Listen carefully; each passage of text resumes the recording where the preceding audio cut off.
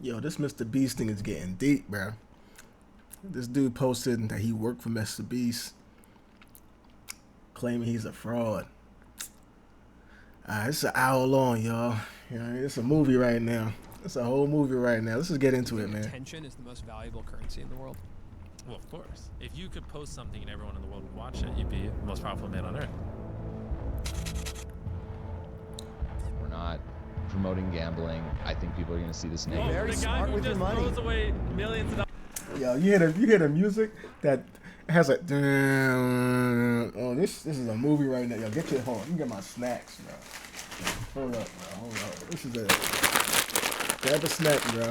Pause it and grab a snack. I got my Fritos right here. You know what I mean? This is about to be a movie, man. And I'm not smiling because I'm praying on his downfall. I'm smiling because it's just so crazy how, like, as soon as you get one crack in your windshield, one crack in your armor, bro, everybody trying to just kick that shit in, bro. Everybody trying to kick his armor in, bro, his chest plate in. So let's see what this guy got to say. Dollars on YouTube videos is a gamble. Who would have thought? Lottery for money. To the point where he's gambling people's You lives. don't have to pay anything to enter legitimate How is this legal? I don't get it. It's a scam. Hundreds of forged or fake signatures. Ponzi schemes are great up until they just go bust.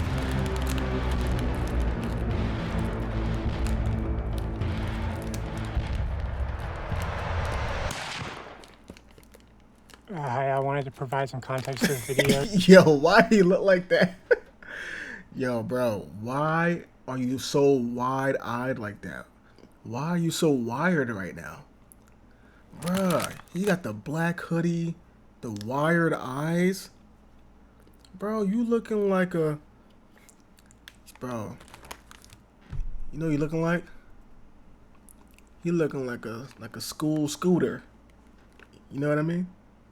You looking like a school scooter, if you know what I'm talking about.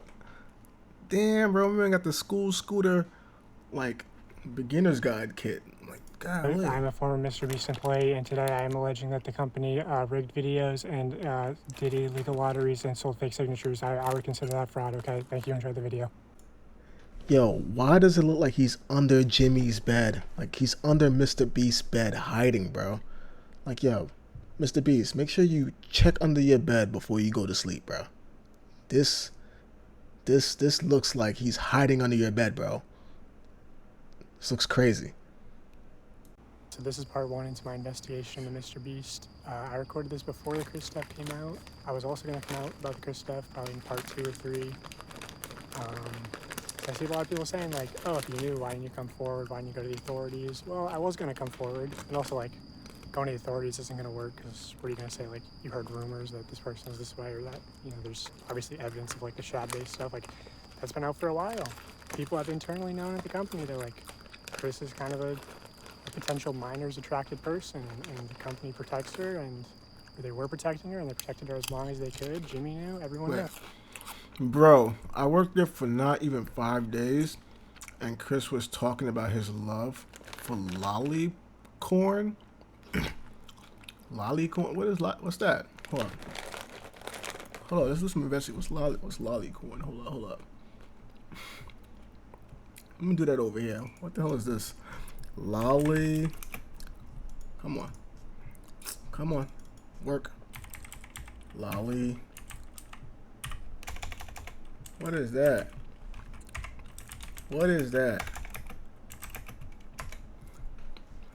It's a Japanese manga or anime that is sexually explicit and involves underage cartoon characters. It's focused on sexualized characters and plots depicting underage girls. The name comes from Vladimir Nabokov's book called Lolita, where an adult male is sexually attracted to an underage girl. Wow, that's not something you wanna be talking about with people, saying that that's what you're into. Yeah, so, you know, which I think that's more of a red flag than anything. Wait, you said. And talking about his Discord server where they shared it. Glad he spoke up. That place is actual hell. Reveal in this video, but You know, there's messages happen in like Mr. Beast Discords, and yeah, I don't know. It's a mess when like Mr. Beast contestants are being exposed to like minor attracted persons and the company's protecting them. You know, there's a big emphasis at the company of like how to manipulate children, like understanding their psychology and everything, and like seeing that that's sort of used in weird ways. And you know, there's been like parasocial relationships and, you know, encouraging like almost children simping for these people. And, you know, maybe that's as nefarious as it gets, or maybe it goes deeper. Anyway, here's an old podcast clip of Jimmy explaining that he knows that his audience is young. Which is an old clip. You could say like his audience grew up. I would say he's gained most of his audience since then, and his content's only gotten younger. Also, this clip really just shows that like he understands that YouTube analytics are bullshit, because he can try to use that as a defense, but he knows. So here's that clip, and then I'll get into the video. The average demographic is what, 13 through 17? Is that the biggest spike in your analytics? Well, I mean, mine's horseshit. It says like 18 to 24, but I know all my fucking viewers are little kids. Yeah. I mean, Yeah, I feel like it's a lot like that because, you know, little kids lie about their age or they're on their, you know, like... But yeah, and then I have like a fucking... I'm not gonna lie. I may have watched maybe like a handful, probably not even a full handful, maybe like 3, 4 tops of Mr. Beast like videos from watch it on his channel. Damn, not even 4, maybe like 2. Like watch it from the beginning to the end. I think the only video from Mr. Beast I can remember watching from beginning to end on his channel was the what was that Korean game, the Squid Games. I watched that Squid Game thing. Every other video from Mr. Beast, I've seen clips, so it could be true. It's probably mostly kids. Who knows? A massive one for like the 40-year-old range because all the fucking idiots are on their parents' account. Now, Mr. Beast intentionally manipulates these children's vulnerable minds for profit using 3 simple steps, which closely align with the 3 major types of behavioral learning. Step 1 is getting the viewer to associate the brand with trust and authority. Mr. Beast videos are real, and he's a great guy that gives away big rewards to his loyal followers. I will show you irrefutable evidence in a minute that his videos are in fact fake. Step 2 is showing the viewers that when people interact with Mr. Beast in a way that benefits Mr. Beast, when they do what he tells them to do, they win big rewards. Yeah, you know what's so crazy? I just thought about all the nonsense that's happening right now has been triggered because of the Chris girl, right? What was her name? Ava? Due to her being exposed for, I guess, talking to a minor or whatever inappropriately, and she being tied close to Mr. Beast, at least this is how I'm seeing it.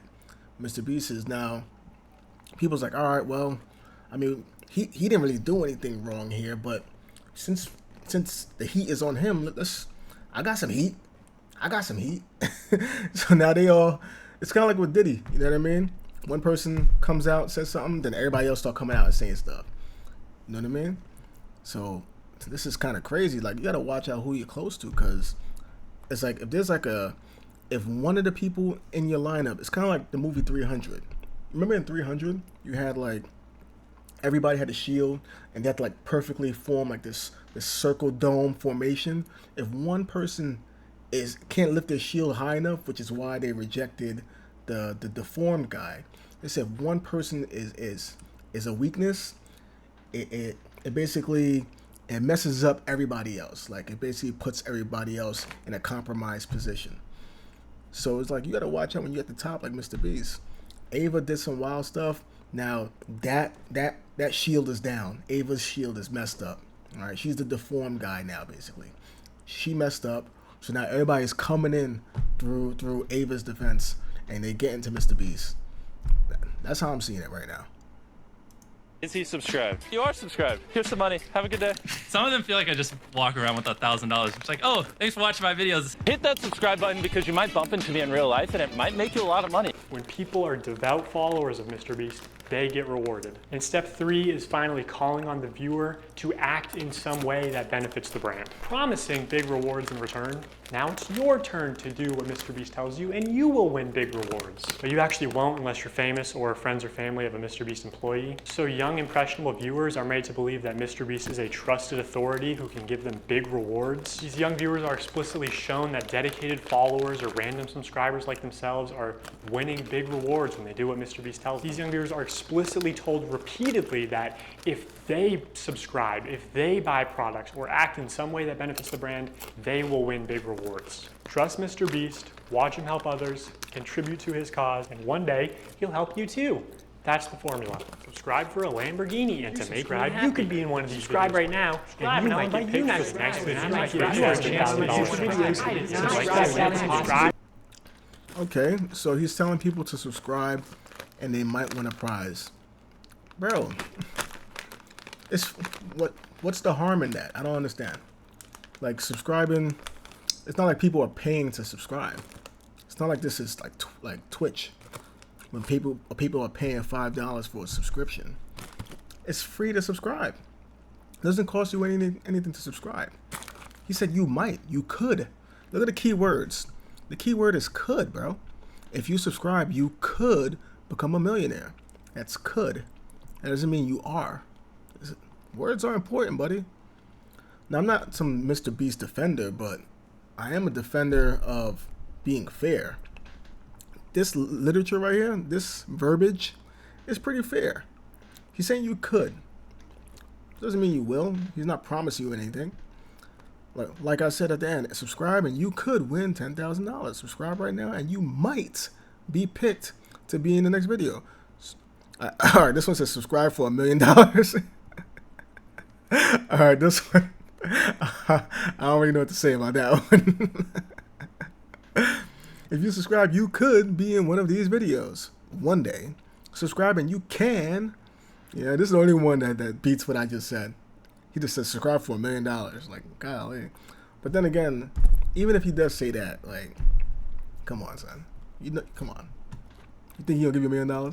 Subscribe to the next video. Subscribe and you might win a free car. Subscribe for a free car. I love all of subscribe and you can come subscribe and I give you $100. Subscribe again. Subscribe and you could win $10. Subscribe button and you could also win $100. Seriously, we always fly subscribers down. Yo, I don't mind someone telling me to subscribe and I might do this, I might get this. I don't mind that. Because every damn YouTuber is saying, hey man, subscribe. Hey, click the like button and subscribe. Why? I don't even know if I like you yet. You know what I mean? But this guy said, hey, subscribe and I might give you 10 grand if I bump into you. Oh, okay. Hold up. Why not? Who knows? Let's see what he's about. They never fly random subscribers down. Mr. Beast fakes his videos in ways that are worse than you realize. I say that because he's been exposed for faking videos before, and the common response is, why does it matter if the videos are fake? They're just meant to be entertainment. A large part of Mr. Beast. That is true. That is true. All of this is entertainment, bro. I mean, for him being fake, I mean, if he's being fake for real, bro, it's entertainment. It's entertainment. I think the only reason why someone would expose him for being fake is if they're no longer a part of the clique. If they're no longer a part of the group, if they feel like they've been wronged or whatever, it's like having a bitter ex-girlfriend, bro. This guy is he's acting like a bitter ex-girlfriend right now. Now, I'm gonna watch the entire video because I don't know. Maybe he has a reason to do this, but right now, I'm thinking he might just be a bitter ex-girlfriend. Well, this, as far as like behavior-wise. His brand is the fact that he doesn't fake videos. I remember when I first started seeing your videos, I was like, this shit's gotta be fake. Oh yeah, it's a Dude, huge problem for us now. I actually have to dial back my content sometimes just so people think it's real. But also, if what we had to film was scripted, you know, because what we do is non-scripted, so you have to plan for a bunch of variables that you can't control, blah, blah. What we did was scripted. Holy shit, this stuff would be easy to pump out. Have you ever faked a video? No. But this train track is CGI, these bus wheels are CGI, this explosion is fake, this shredder is CGI, this car is digitally lifted, this pit is fake, this guy is fake, this raccoon is a paid actor, this island costs more than $1, this city is not abandoned, these buildings are CGI, and that's your only way out. You can literally get an Uber to the airport for $20. That's not a lurker, it's just a guy. This whole room is fake, this contestant is an actor and a secret employee at Mr. Beast. They had him got through this fake door twice, this line is scripted, this action is scripted. In fact, pretty much all the videos with Mac are scripted.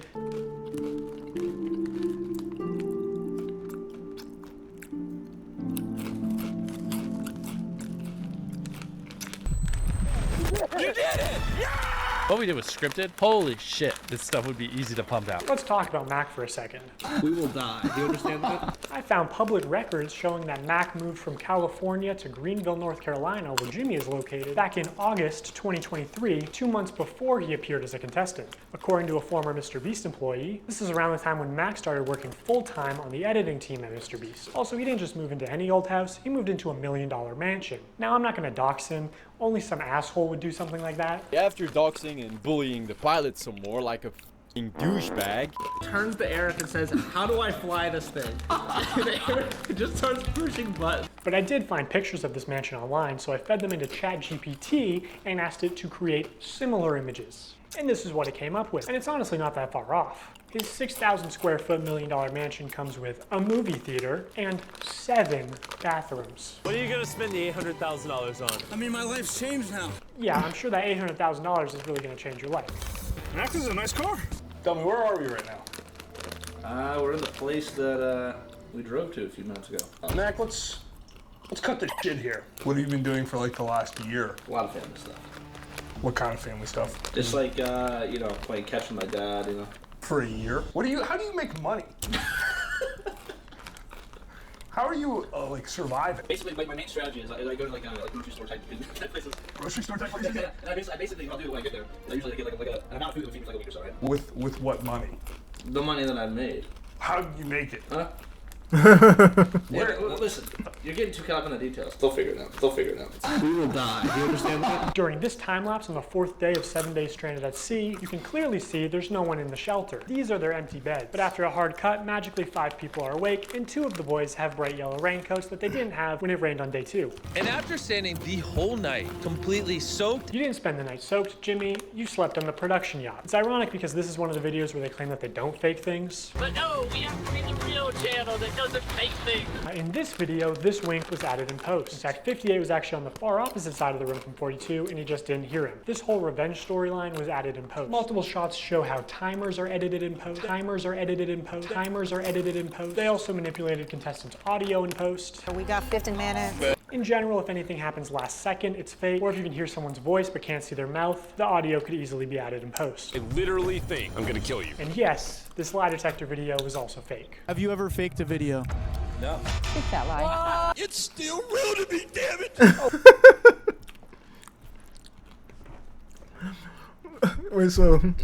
Wait, so the lie detector video, was it a video from Mr. Beast channel? I paid a lie detector to investigate my friends.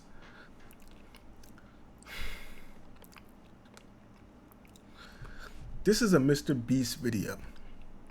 If it was like another channel that wasn't associated with Mr. Beast that did a lie detector test, then I could see, all right, it's a little bit more credible. But this is his own channel.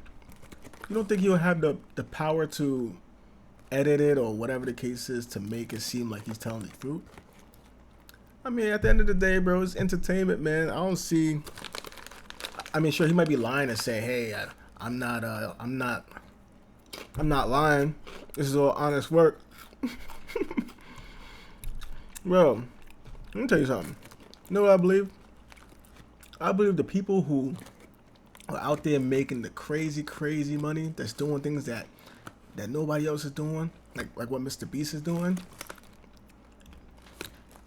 There's some things that's being done behind the scenes that won't benefit you if it was out in front. For all the people that's the biggest up top, doesn't matter who it could be, doesn't matter who they helped or what charities they done. They done some dirt. They done some dirt. You know what I mean? Like, I'm not surprised. I mean, this is not like crazy dirt. Not like he's. I mean, now if he hurt somebody somehow, if he got somebody put away, then that's different. But if he's just lying in his videos to make it more entertaining, doing last minute, like, oh, he finished at the last millisecond or whatever the case is, like, I mean, come on, man. Why are we blowing that up? You know? Ever faked a video?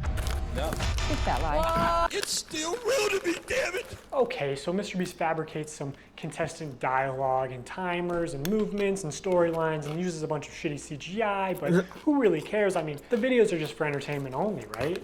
I mean, it's not like he's ever rigged the results of a challenge. That would be impossible because he films with hundreds of random subscribers, right? Wrong. Let's look at this video. Not only were the results of this video completely scripted, but the contestants are not random subscribers. So many people had jobs. Oh, that contestant had to get out for her job? I guess you forgot she's your hiring manager. I actually recognize a lot of people in this video, including Jimmy's own girlfriend. So yeah, the random subscribers you see in challenges are actually never random. They're almost always local to Mr. Beast, and oftentimes friends and family of Mr. Beast employees, or just the employees themselves. And when they do pull someone from outside of North Carolina, it's usually somebody who's in the industry, who's camera trained, who has built a following.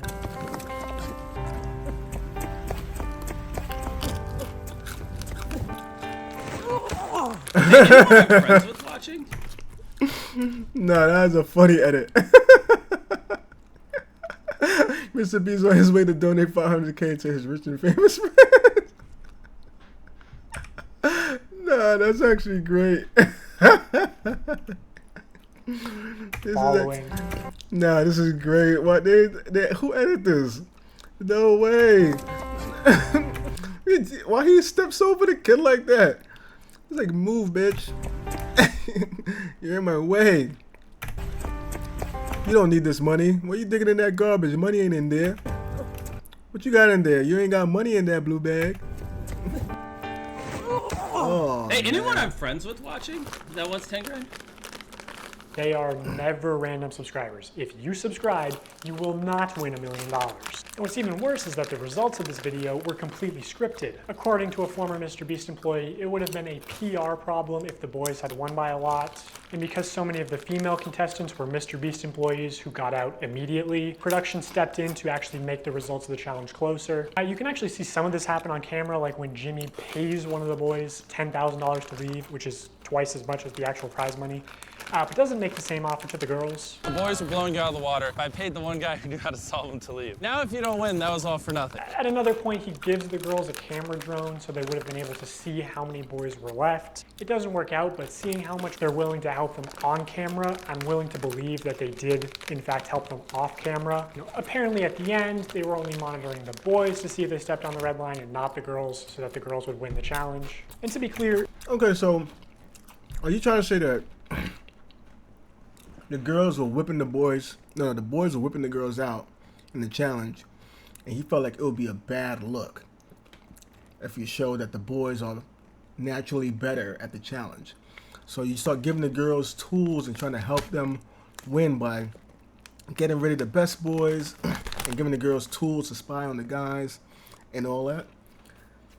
I mean,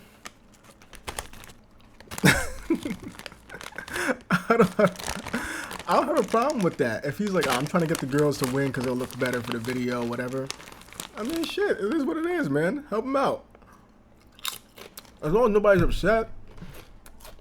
As long as the boys are like, you know what I mean?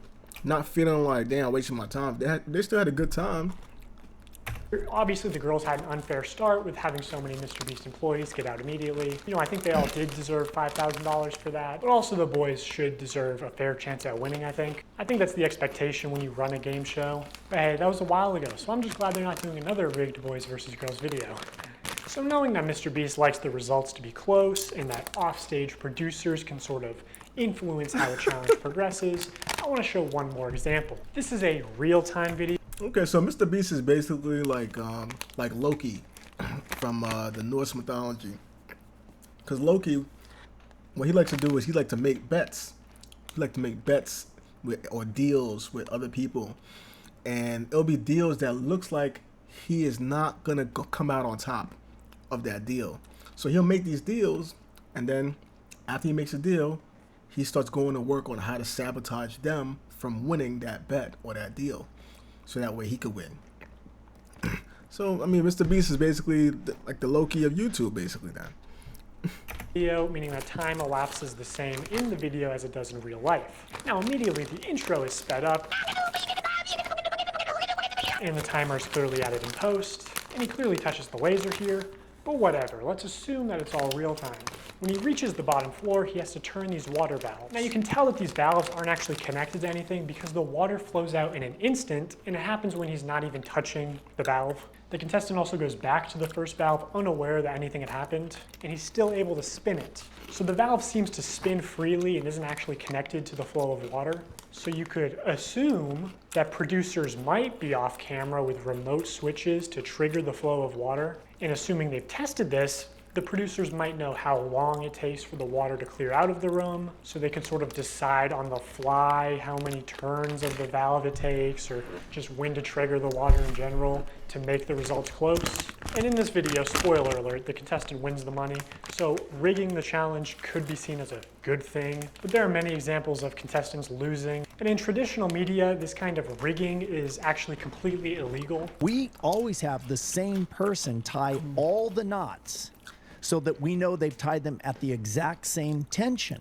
I mean, we get down to inches. And then we have a standards and practices person. And if you don't know what that is, on any kind of a game show where there is a prize, you have to have somebody that ensures that it's fair. They are out there essentially to make sure that we don't do something that would favor one player or one tribe. I paid the one guy who knew how to solve them to leave. In my mind, I'm thinking it's a fair. I mean, honestly, I'm just thinking like this is a guy who has a YouTube channel. Like,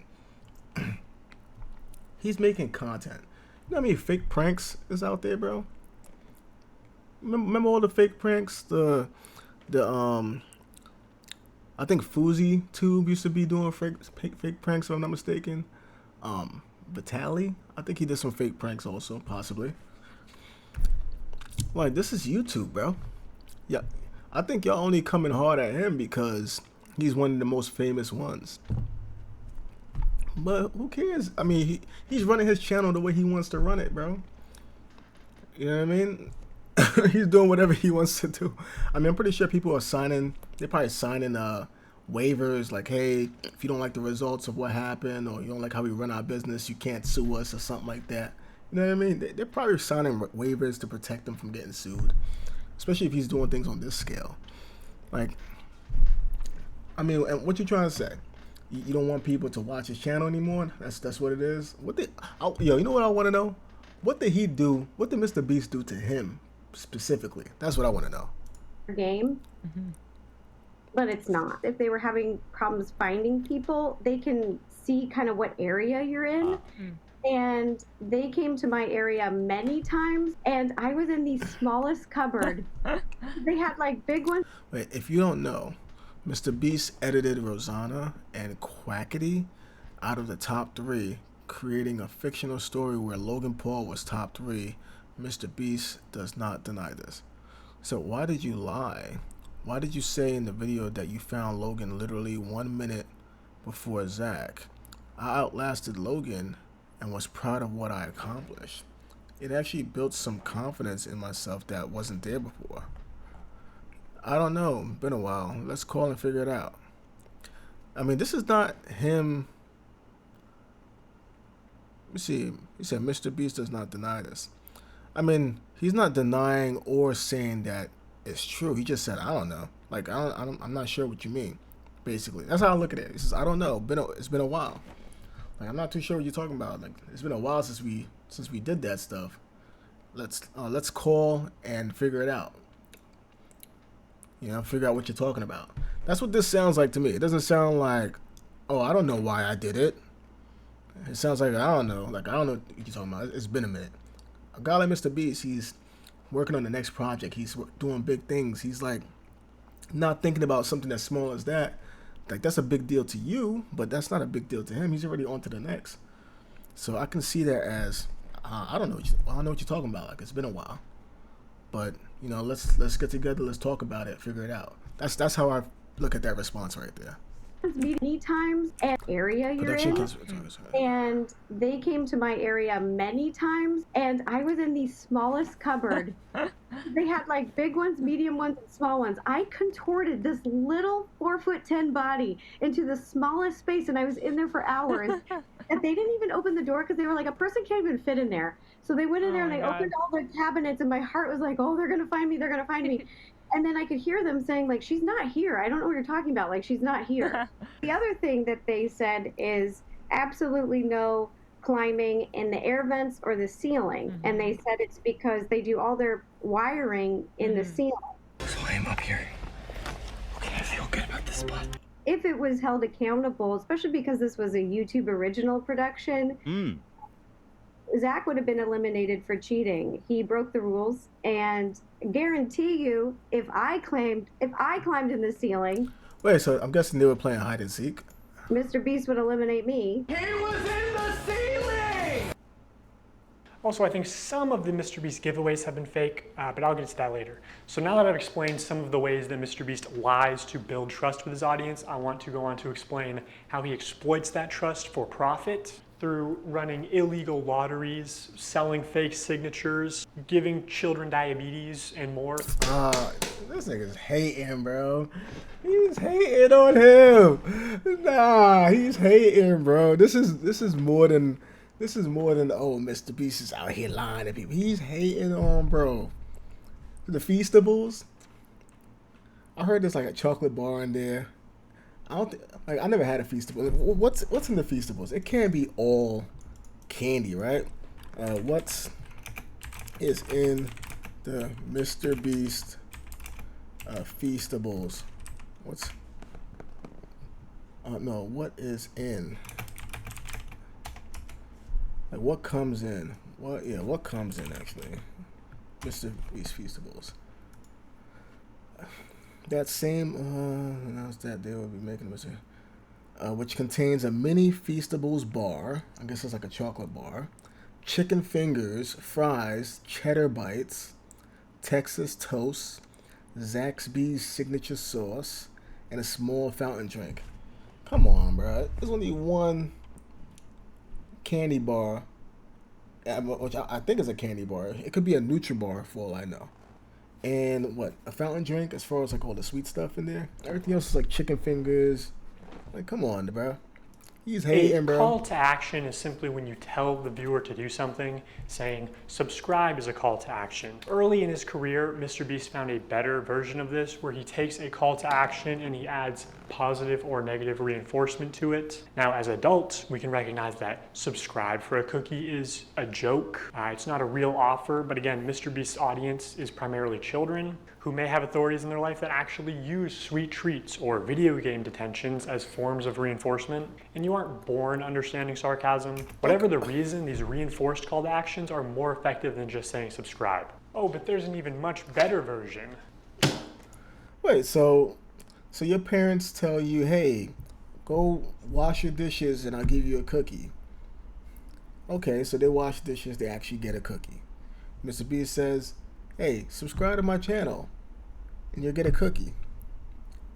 Are you really going to be upset if you don't get a cookie for just clicking the subscribe button, as opposed to going in the kitchen, getting the soap, the sponge, sitting there scrubbing away at your dirty ass plate?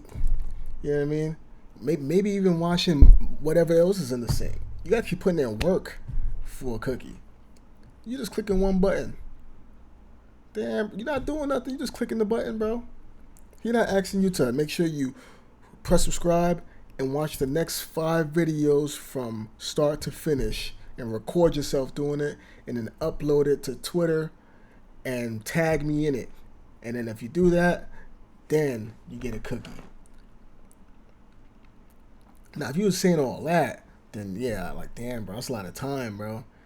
You know what I mean? Your next 5 videos, how long is it going to take you to post 5 videos? You know, I'm gonna be waiting 3 months for a cookie probably, right? So it's like, come on, bro. Like, it's not really the same thing. The call to action giveaway. If you guys want to win a brand new PS5, all you have to do is subscribe to my channel. I can't believe people are still... I mean, who doesn't do that, though?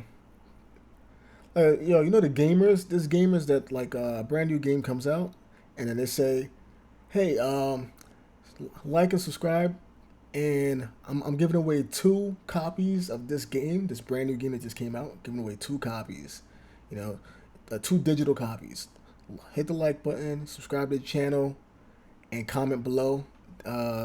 Say this phrase in the comments, and I'm gonna pick randomly, and I'm gonna send out 2 copies. I'm gonna ask you for your information as far as what are you using? Are you using the PlayStation, Xbox, using the Steam? So that way I can be able to buy the codes, and I'll send you the codes so that way you can download the game, because I already got the 2 copies for you. Like, gamers do that all the time. It's basically the same thing. Still doing fucking. Now, if he's not actually giving away the PS5s or whatever to whoever he selects, then I mean, that could be like, damn, it's kind of effed up. But at the end of the day, I mean, he doesn't really have to give it to you. You know what I mean? Giveaways. Holy shit! It's so annoying. Stop this fucking shit. I'm so tired of it. Fucking 10 years of YouTube. People are still like buying subs for this shit. So over the next 7 days, I'm gonna be giving 1,000 random people that subscribe a free Samsung Galaxy S24. How is this legal? I don't get it. Wait. He said 1,000? That's because them phones is over 1,000. Them phones like 1,200 somewhere around there. So that's like 120K, bro. It's 120K in the phones, bro. Have to do. It's subscribe to your channel. All you have to do to enter to win one of these phones is subscribe. It's a scam. Holy shit. I literally spent over $1 million on these phones, and we literally found him 1 minute before Zach. I spent over $1 million on these phones. All you have to do to enter. Oh, I'm bugging. Wait. I said, wait, no, I'm bugging. My math is wrong. $1,000 for 1,000 phones. That's like 1,000 times 1,000. Yeah, I'm bugging. That is over $1 million. I'm bugging. Hit that subscribe button. Samsung, I just want you to love me. So yeah, that's what a call to action giveaway is. At best, they are a way to buy subscribers, but much of the time they are legitimate scams. Either a YouTuber doesn't actually give away a prize, or in the case of these live streams, they are illegal lotteries where the only way to win a prize is by making a purchase. And obviously, I'm not a lawyer, so I'm just going to show you the law and then show you irrefutable evidence of what's being done, and you can make your own conclusions. The FTC defines a lottery as containing 3 elements: a valuable prize, random chance, and consideration, which can be time or effort, but in most cases is just payment. To successfully run a contest or a sweepstakes, you must eliminate one of these factors. A contest, for example, eliminates chance, and a sweepstakes eliminates consideration. In determining if any Mr. Beast giveaways have been illegal lotteries, we need to identify a prize, which is distributed through random chance and cannot be won without spending money. On August 2nd, 2020, Mr. Beast live streamed him. Yo, I just noticed my boy is wearing a whole police outfit, bro. Yo, he's locked in right now. Homie is locked in, bro. He's like, yo, he's trying to pull up to Mr. Beast's house and snatch him up out of his crib like they did the gangsters or whatever that killed Julio Fulio. I don't know if y'all seen that video. That's just crazy. The SWAT team came out crazy, bro. Them killers had 5 stars on them. And his friends signing limited edition shirts celebrating 40 million subscribers. And here are just some of the clips from that stream. For those of you who are just joining, if you buy one of our limited edition 40 mil special shirts, we're celebrating 40 million subscribers with a really big video, then we will sign that shirt, and some of them will get random prizes like this. In 10 minutes, right, because we gotta give them time to do their cart, we'll give 2 orders $500 each. 5 minutes, someone's getting $3 grand in their order. In 5 minutes, we're gonna do the same thing again. We're gonna put $1,000 in a random order. 2 minutes, newest order gets 2. Yo, that's fire, bro. That's if he's actually giving away the money, that is a fire way to do it. Because let's say you have like 30,000 people, right? That decide, bro, I could possibly win $500 by buying a $50 t-shirt. Shit, why not? You know what I mean? Why not? You know? Like, how many people's actually gonna spend money for this t-shirt? It might just be 1,000 of us. It might be just 30, who knows? That's how you're thinking as a person watching. So you might end up buying a $50 t-shirt, and who knows, you might actually like the way the t-shirt look. You might be like, hey, you know, I was considering buying the t-shirt anyway, but I wasn't gonna buy it today. But if you're telling me if I buy it within the next 10 minutes, I could possibly get $500, Shoot, I'll buy it right now. And here's why I say that's smart. Because if you get like 30,000 people, shoot, even if you get 300 people to spend $50 on a t-shirt, 300 times 50, my math ain't all that good, but I'm pretty sure that's a lot more than $500, right? That's a lot more than $500, right? 30 times 50, what's that, like 100? That's like $1,500 maybe? So that's not bad, bro. $2,000. Good luck, everybody. I mean, this was I a mean, 6-hour live stream. They took it down off YouTube, but 5 hours of it are still up on their Facebook page. And during those 5 hours, I counted 46 illegal lotteries. These lotteries are also run poorly. Multiple times they would say something like, buy in the next 5 minutes for a chance to win. And then 7 minutes. 300 people buying a $50 t-shirt? That's $15,000, bro. I don't know how much that t-shirt was, but I'm just saying $50. But if it's $50, that's $15,000. If 300 people is like, word, you know, I'm about to buy this shirt right now. If I could win $500, you get $15,000 if you're selling for $50 a shirt. That's not bad at all, bro. You're gonna send that one guy, one of those people, $500. You still got 14 grand. 14 grand, 500. That's not crazy. So if he's actually paying out for doing that, that's fire, bro. Later go, actually, the newest order in 30 seconds is gonna win. In 5 minutes, we're gonna do the same thing again. We're gonna put $1,000 in a random order. Hey, Daryl, don't we owe someone $1,000? We do. Yeah. So, all right. So the newest order in 30 seconds, we are going to put $1,000 in your package. Stephen K. Okay. Stephen King. And there is no second giveaway 30 seconds later, like Jimmy said. This is just one very shady giveaway. They just go on to talk about how Steven made a profit. Steven's a handsome name. So he actually walked away with some money. We're proud of you, Steven. I counted 13 of these extra shady lotteries where they did not give the prize in the original time frame that they said. Okay, so we're going to put 2 iPhones in this piñata, and we're going to give it to someone who orders a shirt in 3 minutes? 5 minutes. Buy a limited edition shirt or hoodie, and we're going to pick a random one in 10 minutes and give them $2,000. Have we done iPhones yet? Oh, we did one. Oh, wait. Hey, Daryl, first, actually, before we do that, we never picked the piñata. So these clearly fit the definition of an illegal lottery. These clips are also not out of context. No one ever said no purchase necessary. There's nothing in the description or on the website. At one point, Mr. Beast is informed that they ran out of PlayStations, and he says, are we trying to not sell merch? Our city is sold out of PlayStations. We don't have any. We have to give away. Are we trying to not sell merch? So he clearly knows that they're making more money by running these illegal lotteries. Another shady thing he did was constantly suggest that they're doing too many giveaways to make a profit. My guy over there doing the numbers is like, stop, please. It's like, you do realize every time you give away an Xbox and $1,000, you don't make money. I'm like, oh, I know we're not gonna make money. What are we doing, guys? We're gonna check after the stream and it's gonna be like, oh no, what a waste. Yeah, they definitely making money, bro. Like, I just did the math. If they giving away, if they selling stuff for $50, and you have, even if only 300 people that entire stream buys like $50 worth of merch. Apparently somebody bought $120 worth of merch. Let's say if everyone is buying like $100 worth. If you have like 300 times $100 worth of stuff, what's 300 times 100? What's that? That's like 30 grand, right? That's $30,000, bro. I mean, you could give away 10 Xboxes. You give away 10 Xboxes, and that'll still be less than 10 grand. You know what I mean? You know what I mean? You can give away 10 Xboxes, it'll still be less than 10 grand. If you have 300 people spend $100 within this 20 minutes of a segment.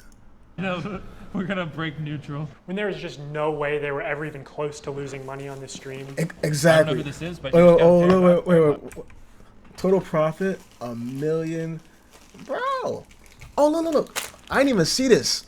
The production, oh no, this is production cost. I thought it said the product cost. I thought like the merch he was selling was $50. This says 50,000. Let me see, total shirts, hoodies sold. 69,621. I'm over here talking about 300. 69,621 sold products.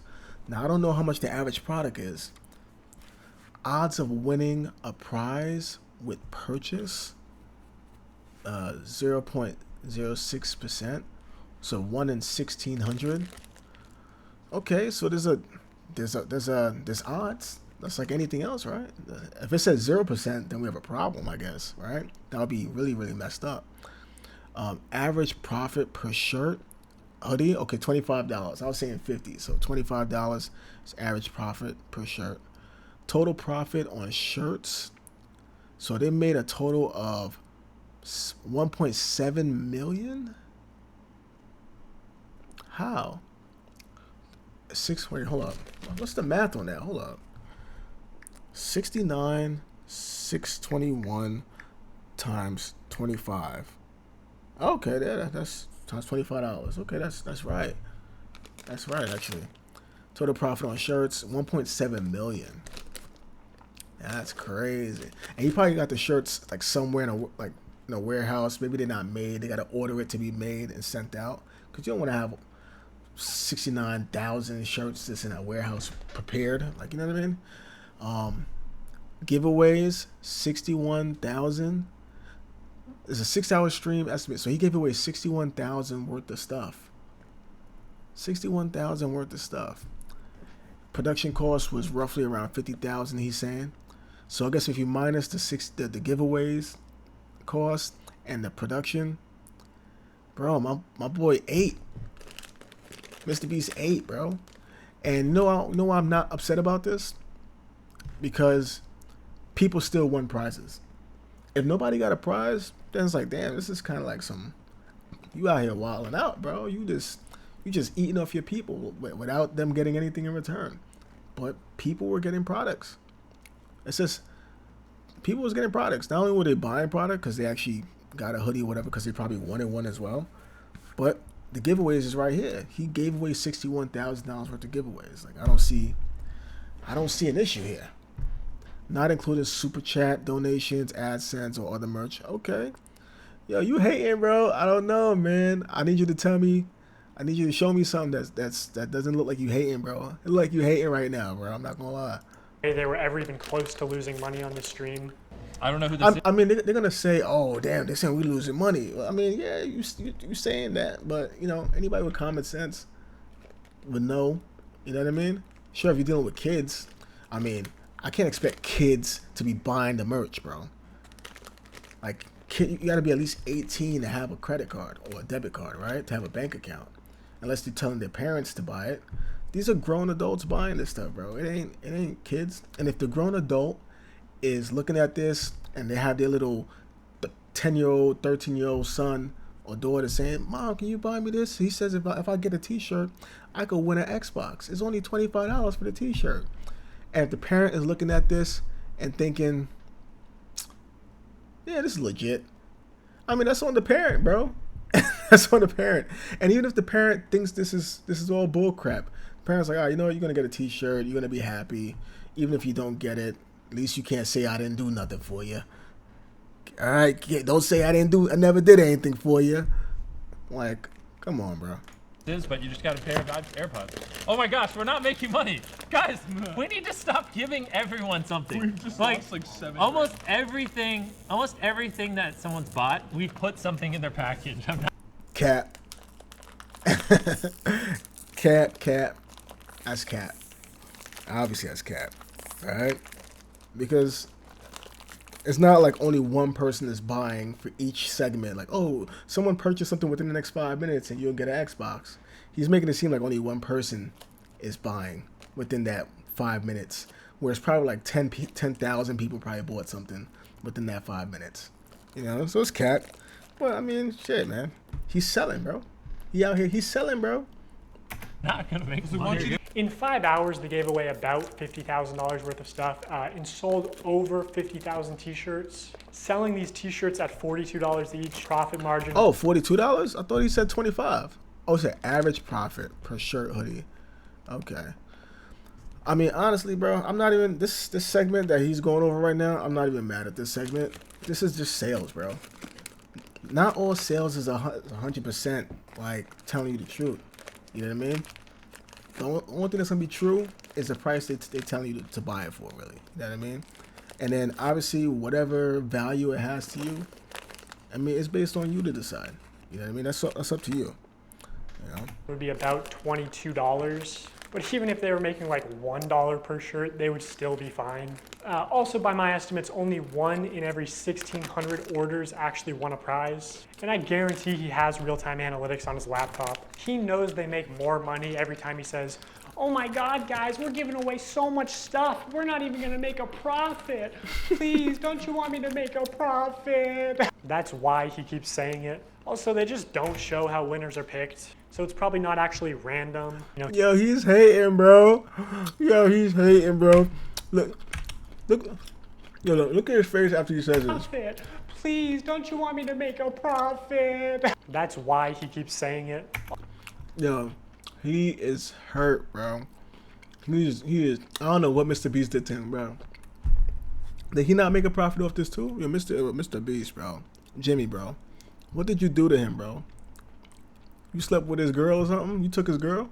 What did you do to him, Jimmy? Also, they just don't show how winners are picked. So it's probably not actually random. You know, humans have biases. Imagine Jimmy tells the guy off camera, "Hey, pick a name right now." And he sees 2 names. One is easy to pronounce, one is not. This is why lotteries are heavily regulated, to ensure fairness. Bro, why you hating, bro? You over here talking about he probably did this, he probably did that. Like, bro, this... Come on, bro. You're not really saying that right now, honestly, bro. You just chatting. Also, obviously, you have to be 18 to play the lottery. It's gambling. Mr. Beast isn't just promoting gambling to children here. He's running the casino. And this isn't even close to the worst stream he's done.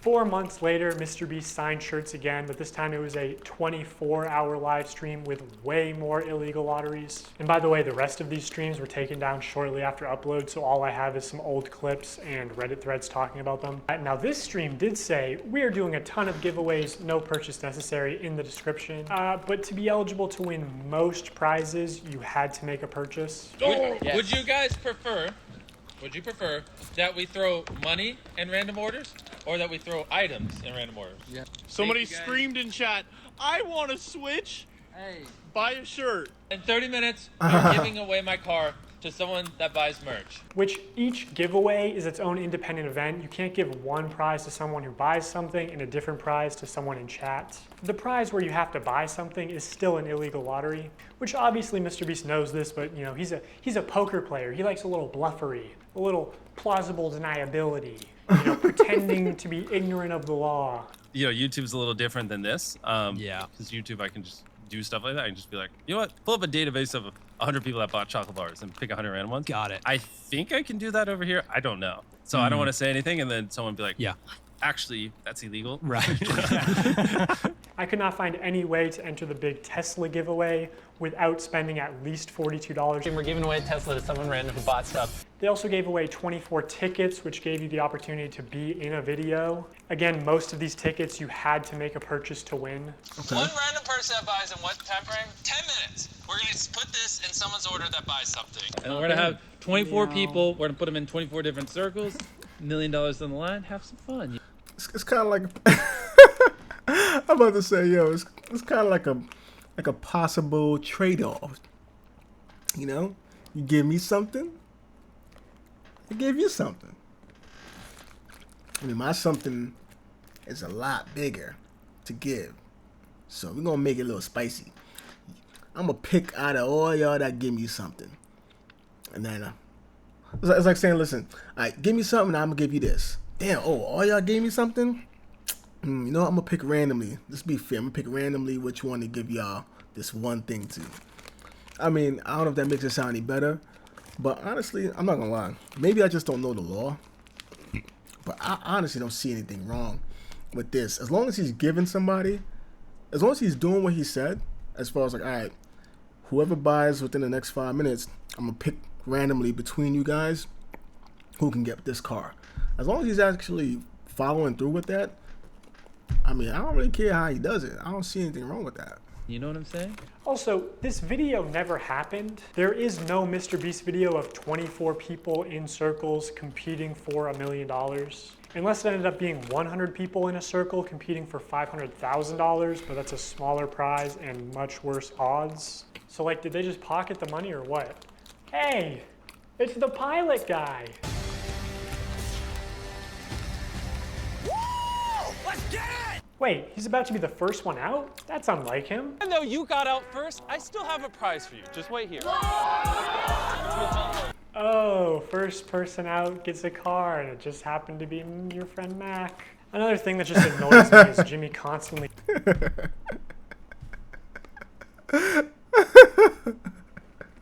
Okay, that was good.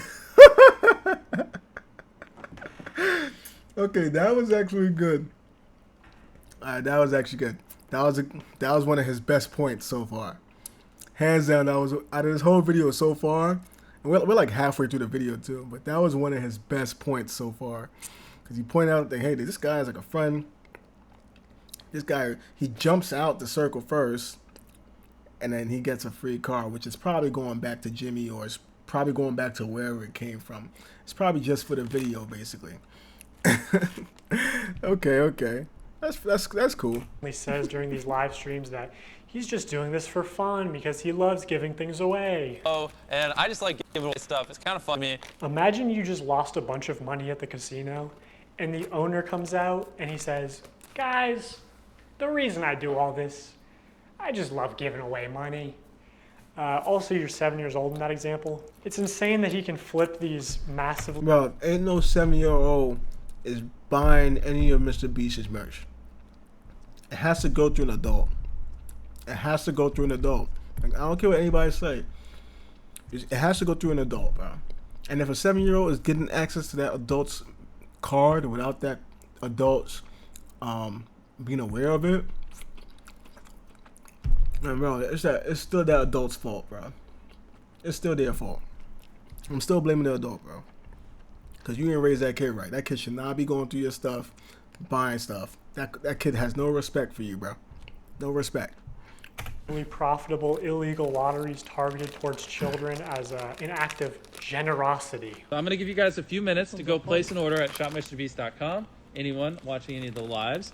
And we're going to throw iPhones in some of them. And again, there are very few videos of this live stream on the internet. I think Mr. Beast probably copyright strikes re-uploads. But almost any clip you do find will have some new violation of internet gambling or sweepstakes laws. I thought it was him. I was like, he won. Wait, really? Let's go! Wait, it's literally like his initial. Who is it? My cousin. Where is Mr. Beast doing this? This is like a live, right? So is he doing this on YouTube? Or is he doing this on like Twitch or something? Or maybe Kick or something? Like, I thought all he did was these phenomenal videos. I didn't think he did live streams. Like, since when he started live streaming? I never heard of any of this before. Actually, that's illegal. Some of the common complaints we see in threads about this live stream are that they only signed large t-shirts. So when they selected an order to give a prize, it was apparently always a large or extra large t-shirt. They kept saying things like buy in the next 15 minutes for a chance to win and then not honoring it. Multiple people claiming that their name was read to win a prize and they never received it. This person is still tweeting about it to this day. Now there's a lot more people complaining about the deceptive sale. This person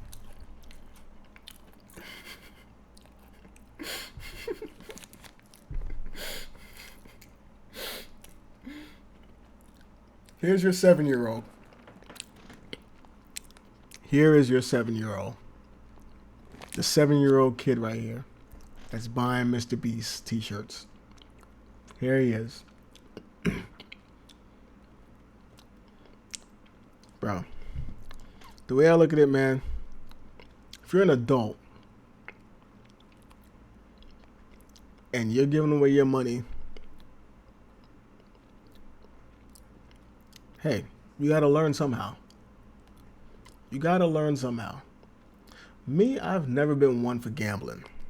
Gambling, I feel like you're gonna lose more than you actually gain with gambling. If you're in a casino and you spend $500 and then finally you win 300, you might feel happy that you won that $300, but you're still down $200 because you lost 500. You spent 500 to get that 300. That's buying backwards. That is buying backwards. Like, oh, I went to the casino. Oh, I won 3,000. Oh yeah, yeah, but I went in there with 10, and I left with just the 3,000 that I won. So yeah, you didn't really win. The casino won 7,000. You know, so you got to learn. So right now, he's learning right now.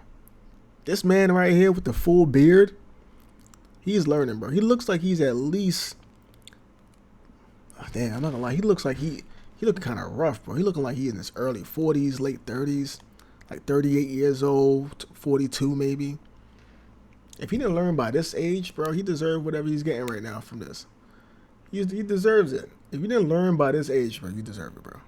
Person is still tweeting about it to this day. Now there's a lot more people complaining about the deceptive sales tactics. Reading all this really upsets me because I spent money I honestly didn't have for 5 shirts at different times during the live when they said things like buy now and you will get prize or money. And I received 2 orders and nothing but shirt, both with MB and one with a heart and one with a smiley. I was hoping for at least a couple things for Christmas for my family. Now this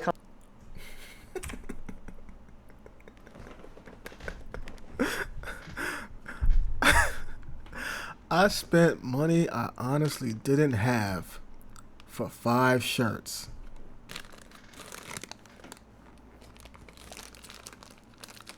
Bro, you was gambling, bro. I spent money I honestly didn't have for 5 shirts.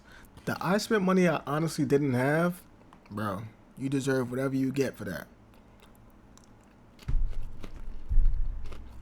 You deserve whatever you get for that, bro.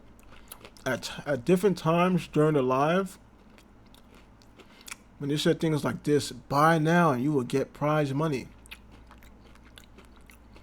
You didn't read the fine print, bro. Smiley. I was hoping for at least a couple things for Christmas for my family. Now this commenter also goes on to explain that she's disabled, has PTSD. Lotteries and scams specifically target vulnerable. Bro, you are more than disabled. I mean, if you're saying mentally disabled, I was like, all right, hey, man. If you're mentally disabled, bro, you shouldn't be online trying to buy things. Somebody should be watching you. If you're mentally disabled, somebody should be watching you. Making sure you don't spend all your money doing stuff like this. If you're like physically disabled, I mean, being physically disabled doesn't affect how you purchase things. If you're mentally disabled, that's different. Somebody should be taking care of you. You know, like you shouldn't be freely just spending a card with money on it if you're mentally disabled. So I don't know what kind of disabled that person is. I don't know what PTSD has to do with you shopping online. PTSD from what? From gambling? Like, what does that mean? Like, that's not an excuse. Populations like that. I'm disappointed. My son bought a signed shirt and was so excited. He watched a live stream and saw that people who bought would receive $100. He was excited to win something and be a part of his favorite streamer, Mr. Beast. When the shirt arrived, he was grinning from ear to ear. When he realized that there was no $100, he was visibly disappointed. He said nothing other than, I guess he meant everyone except me. He loves his shirt, but I'm really upset seeing him hurt. Alright, so I see a picture of a cat. It's got to be the mom. Got to be a cat lady, cat mom. Like, you, I mean, why did you let your son do that? And if you're going to let your son do that, why didn't you explain to your son that, hey, you might not win. It's possible. And if you don't win, it's okay. At least you got the shirt. You know what I mean? This is Bella Linda. Bella Linda, this is on you. This is not on your son. This is on you. You got to protect your kids.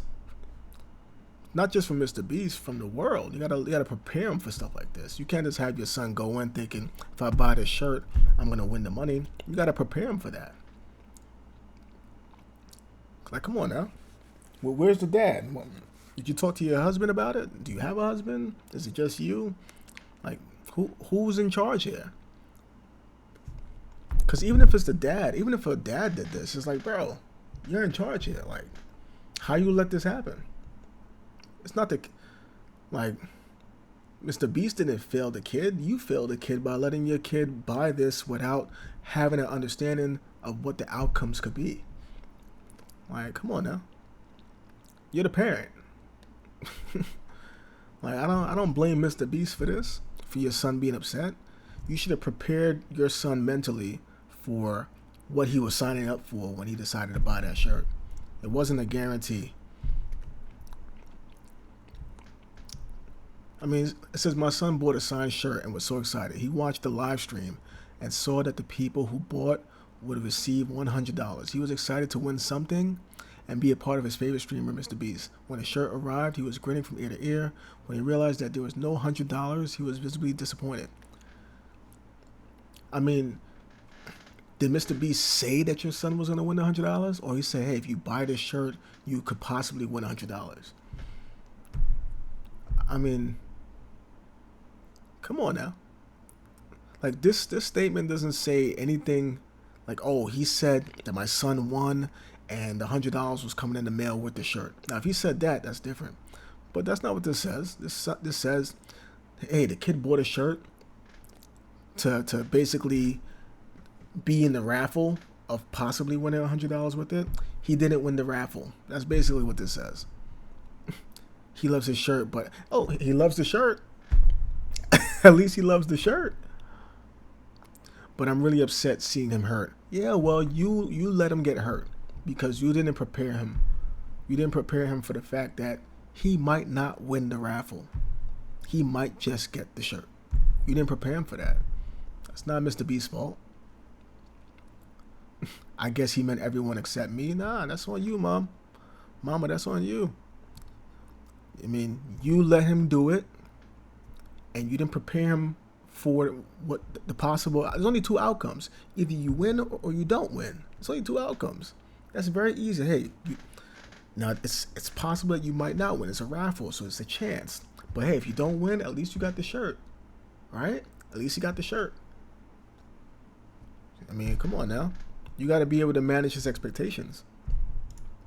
And obviously people can lie on the internet, but a lot of people are independently claiming the same things. Like that at the end of the live stream, they said they were putting $100 in every order. Now, my speculation is that they put $100 in every order that came across the table that they signed, but I'd be interested to see how they worded that. If the video of this live stream ever resurfaces, I think a lot of these claims will be proven true, which Mr. Beast definitely has this stream saved. He saves all his footage. So I'll ask you, Jimmy, will you publish this to prove your innocence? Also, using archive.org, we can see what the website looked like on the day of the stream, and while there's no mention of any sweepstakes whatsoever, it does say this limited tee signed by Mr. Beast and crew, but the description says it's signed by a member of the Mr. Beast crew, and it doesn't say anywhere that other members will sign MB, deceiving people into believing it was signed by Mr. Beast. So here's a clip of Tyler forging, or not, maybe not forging, using Mr. Beast's signature.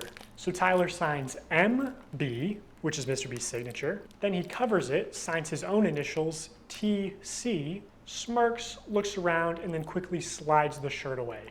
Could you make it any more obvious? You know, you don't accidentally have someone else's signature as muscle memory. And again, I'm not a lawyer. I think this is... Wait, so he thinks he was trying to hide it on purpose? Like, I'm not gonna lie. If he was trying to hide it on purpose, then that would be kind of stupid, right?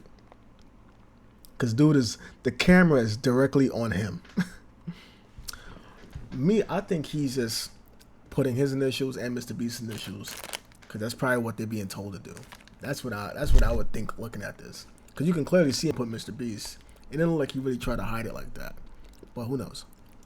This is fraud. Maybe they could say it's the brand's signature, even though it's clearly implied that this is Jimmy's signature, which was established during the last live stream. Oh. Hey! MB, Mr. Beast. So this is Mr. Beast's signature. No way, this one was signed by Mr. Beast. It's just got the MB, but that means it's signed by Mr. Beast. That's obviously his, Mr. Beast. This is so cool.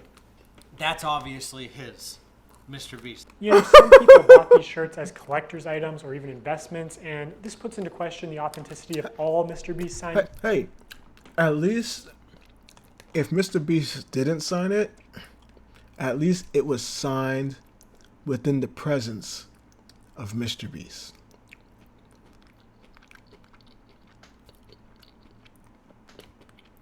Mr. Beast was like 2 feet away from it while it was being signed.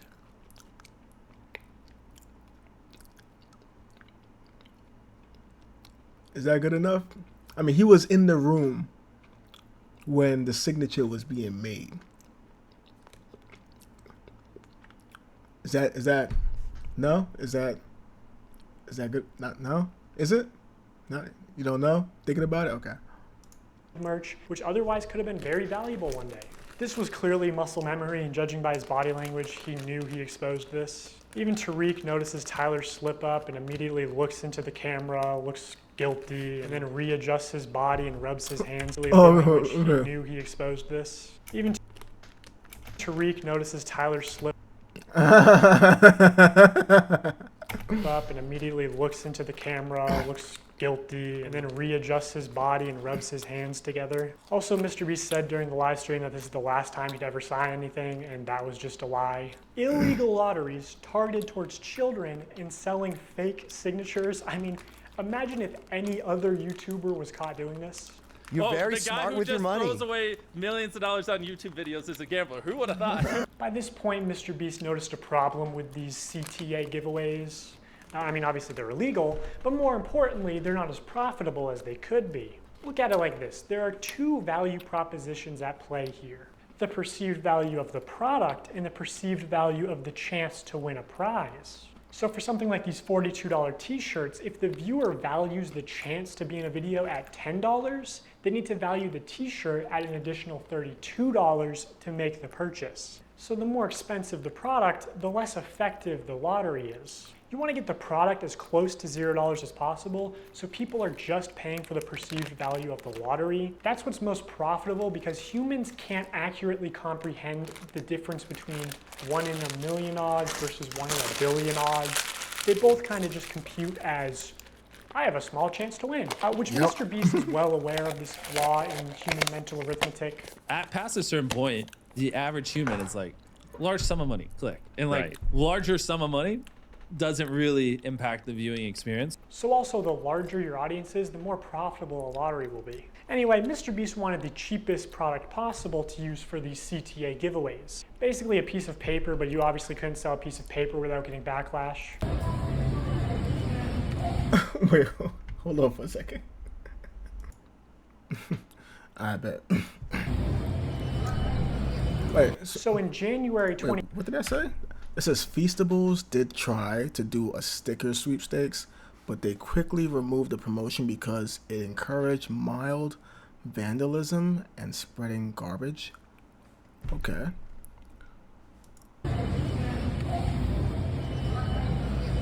So in January 2021, 3 months after the last shirt signing stream, Mr. Beast did a live stream where for only $10, viewers could send a picture to the moon. Wait, JPEGs that are going to the moon? And of course, he did more illegal lotteries. Just to keep things fun and interesting, as if putting a photo on the moon isn't interesting enough. Someone who puts a photo on the moon, or if you buy the bundle, whatever, and the next 30 minutes... Wait, is this Linus? Why this looks like Linus, the tech guy.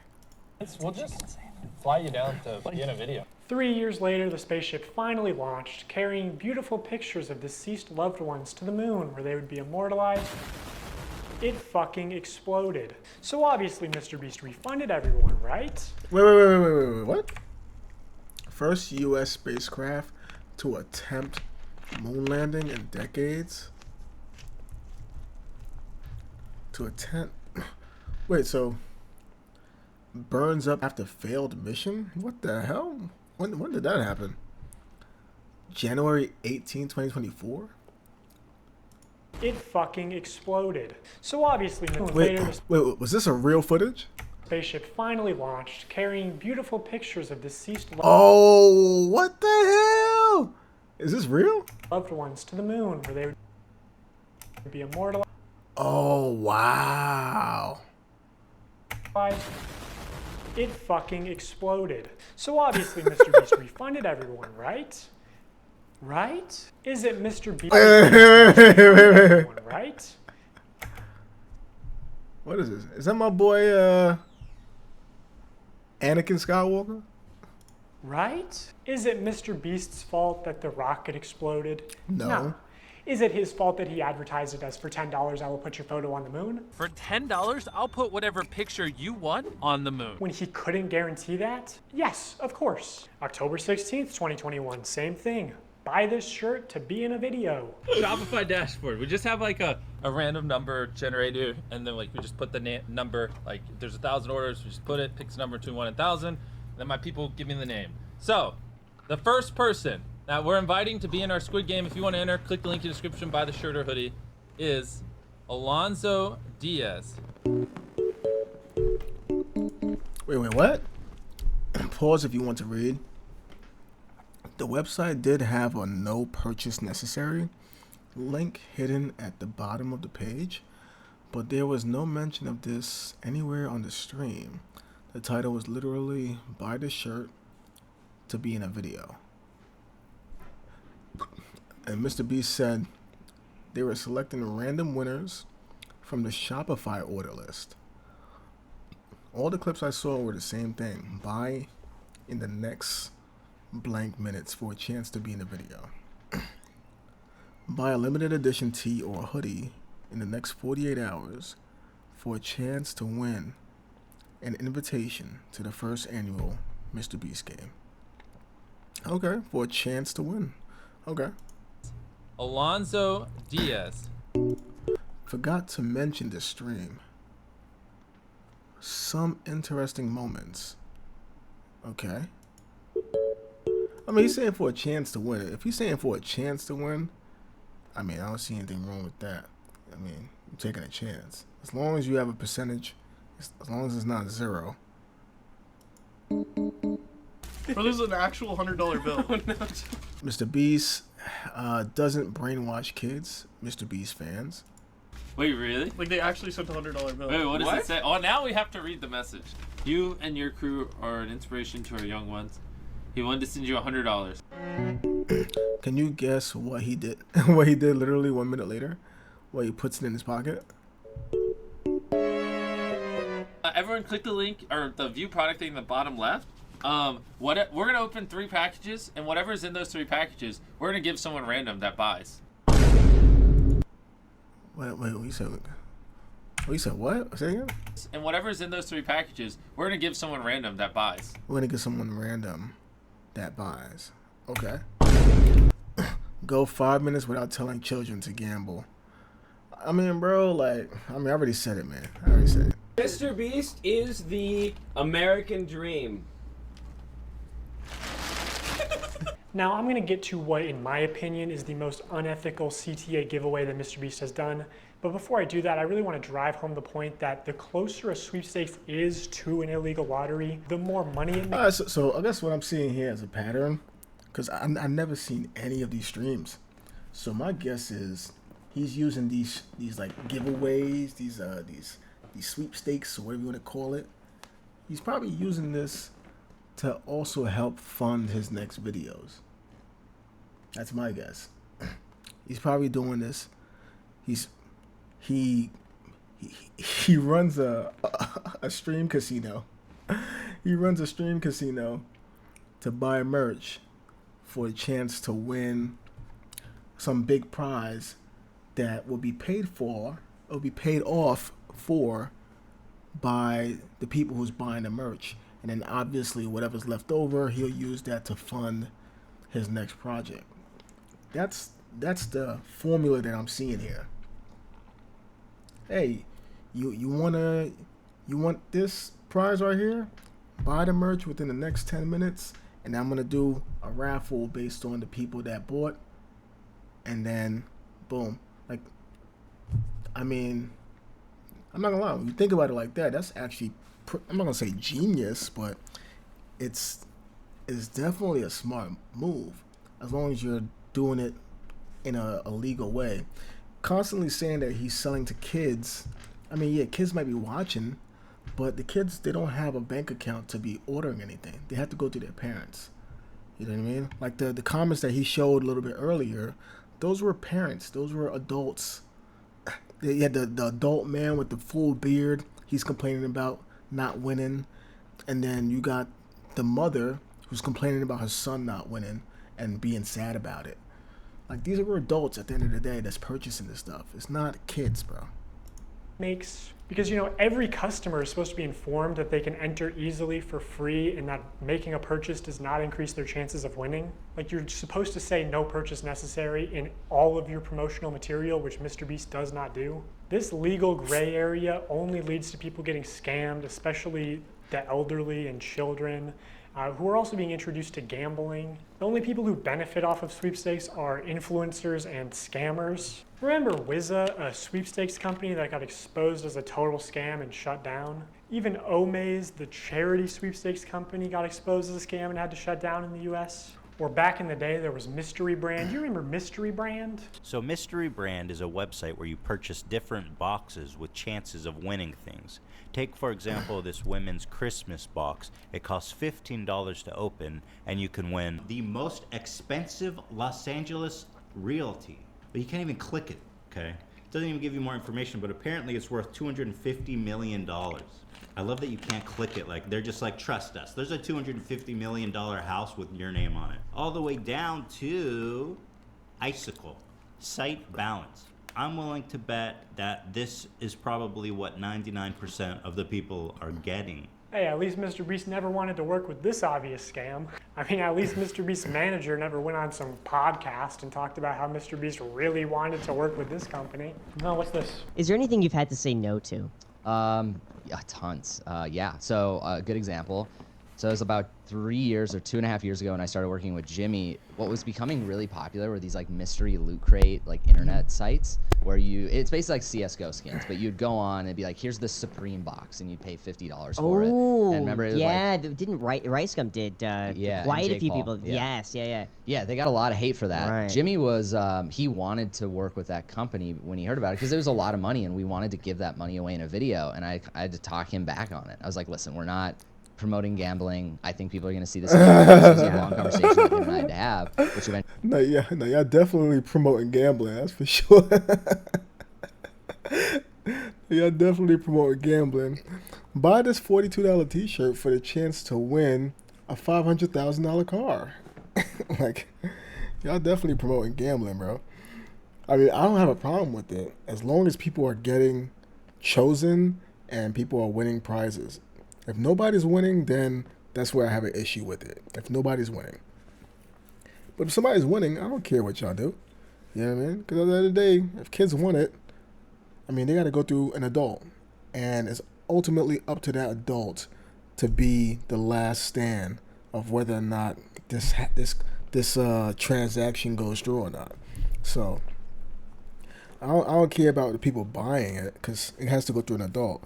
But all I do care about is that people are actually getting chosen, you know, and it's like, if it's getting chosen by random, if it's not people within his camp that's winning the car or winning the prize, the actual main prize, right? If he does something like he did in that video where his friend won a car in the beginning, I think he was just trying to do something cool for the video, but that wasn't the main thing. That wasn't the prize. That was just some side quests prize just to make the video more entertaining. But as long as the main prize at the end, somebody wins that isn't like a part of the whole hoax, then I don't have an issue with it. You know what I mean? See, it took a long conversation to convince you not to promote an obvious gambling scam to your young audience. What? Eventually we passed on the deal, and then Jake Paul and RiceGum ended up doing that deal and got a lot of hate for it. Jimmy, why is your manager saying that you wanted to promote this obvious scam to your young impressionable audience? Look at young impressionable audience. Look at my manager, dog. I'm going to jail. What? I'm losing money. Fired his manager. Mr. Beast launched Feastables, his new chocolate brand, back in January 2022. I want to tell you guys about my new snack company, Feastables. They're made with only 5 ingredients, but still taste amazing. And I'm kicking off. Wait, so Feastables is just a candy bar? Let me see. Oh, okay. Cause I thought Feastables was a whole like food box, like a little like. I thought Feastables was like similar to like Lunchables. You know what I mean? Lunchables is like a little food box. We'll have like crackers, ham, cheese, possibly a little juice, like a Capri Sun type of juice, and like a small piece of like candy, right? Like a little chocolate candy or something like that.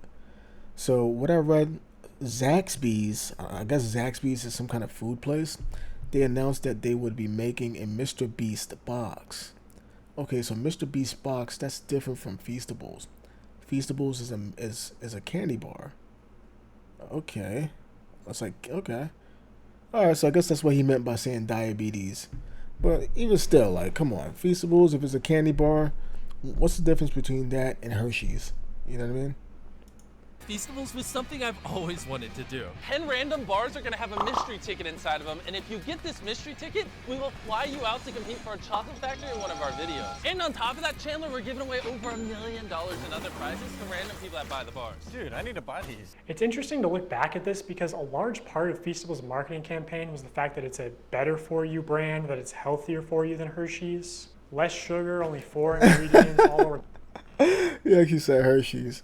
But that's what I'm thinking naturally. Like, what's the difference between this and Hershey's? And whether it's better than, whether it's healthier for you in some way or not, it's candy, bro.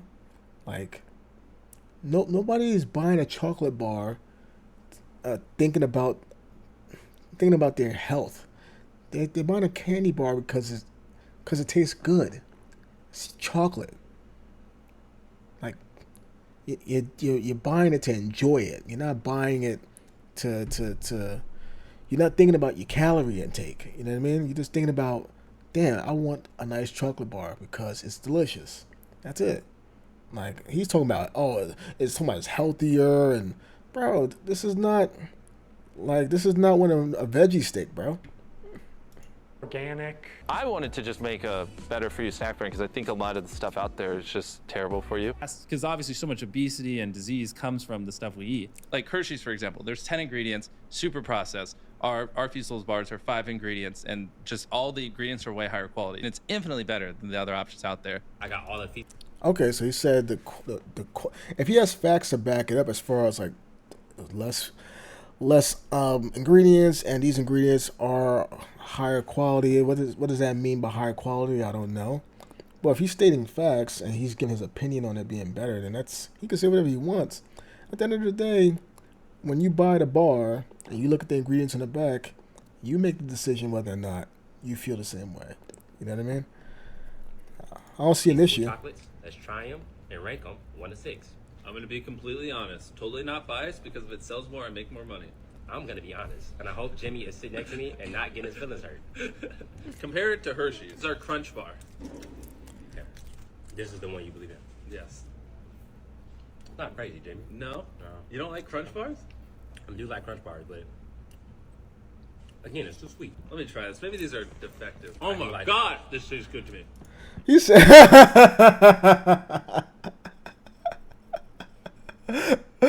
look at that face. He's like, really, nigga?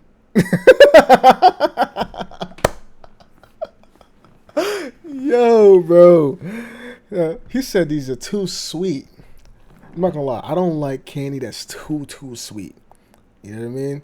I don't like the type of candy where if I take a little piece, I eat it, and it's like, damn, that's all I can have for the next 2 hours. I can't do any more. I don't like candy that's too sweet. Wait, we're supposed to be ranking them. I rated the first one, so we going completely off of. Oh, we going completely off of. We're in too deep. I rate this a 10 out of 10. I give this an 11 out of 10. Keep in mind, only 5 ingredients, infinitely healthier for you than the normal thing out there. Also my favorite so far. Okay, here's the thing. I didn't realize you were a dark chocolate guy. I'm not a super dark chocolate guy. I do love dark chocolate. I get this a 7.8 out of 10. Okay, I'm starting to understand this, man. Yeah, Okay, give it a little okay. higher. I'm starting to figure this man out. You're gonna like this one, right? You like Soul? Wait. I gotta read the subtitles with it. The subtitles is key right here. I can tell. The subtitles is key. To her, I'm gonna be 6. There are options out there. I got all the Feastable chocolate. Let's try them and rank them 1 to 6. I'm gonna be completely honest. Watch how much Jimmy tries to manipulate this review. Totally not biased because if it sells more, I make more money. I'm gonna be honest, and I hope Jimmy is sitting next to me and not getting his feelings hurt. Compare it to Hershey. He's not get his feelings hurt. He says compared to Hershey's. Like, do you guys have a Hershey's candy bar with y'all? Because how you gonna compare it just off of memory, bro? You should have had a Hershey's candy bar in the video. It's our Crunch Bar. Okay. This is the one you believe in. This is the one you believe in. Yes. Not crazy, Jimmy. No. You don't like Crunch? You don't like Crunch bars? I do like Crunch bars, but.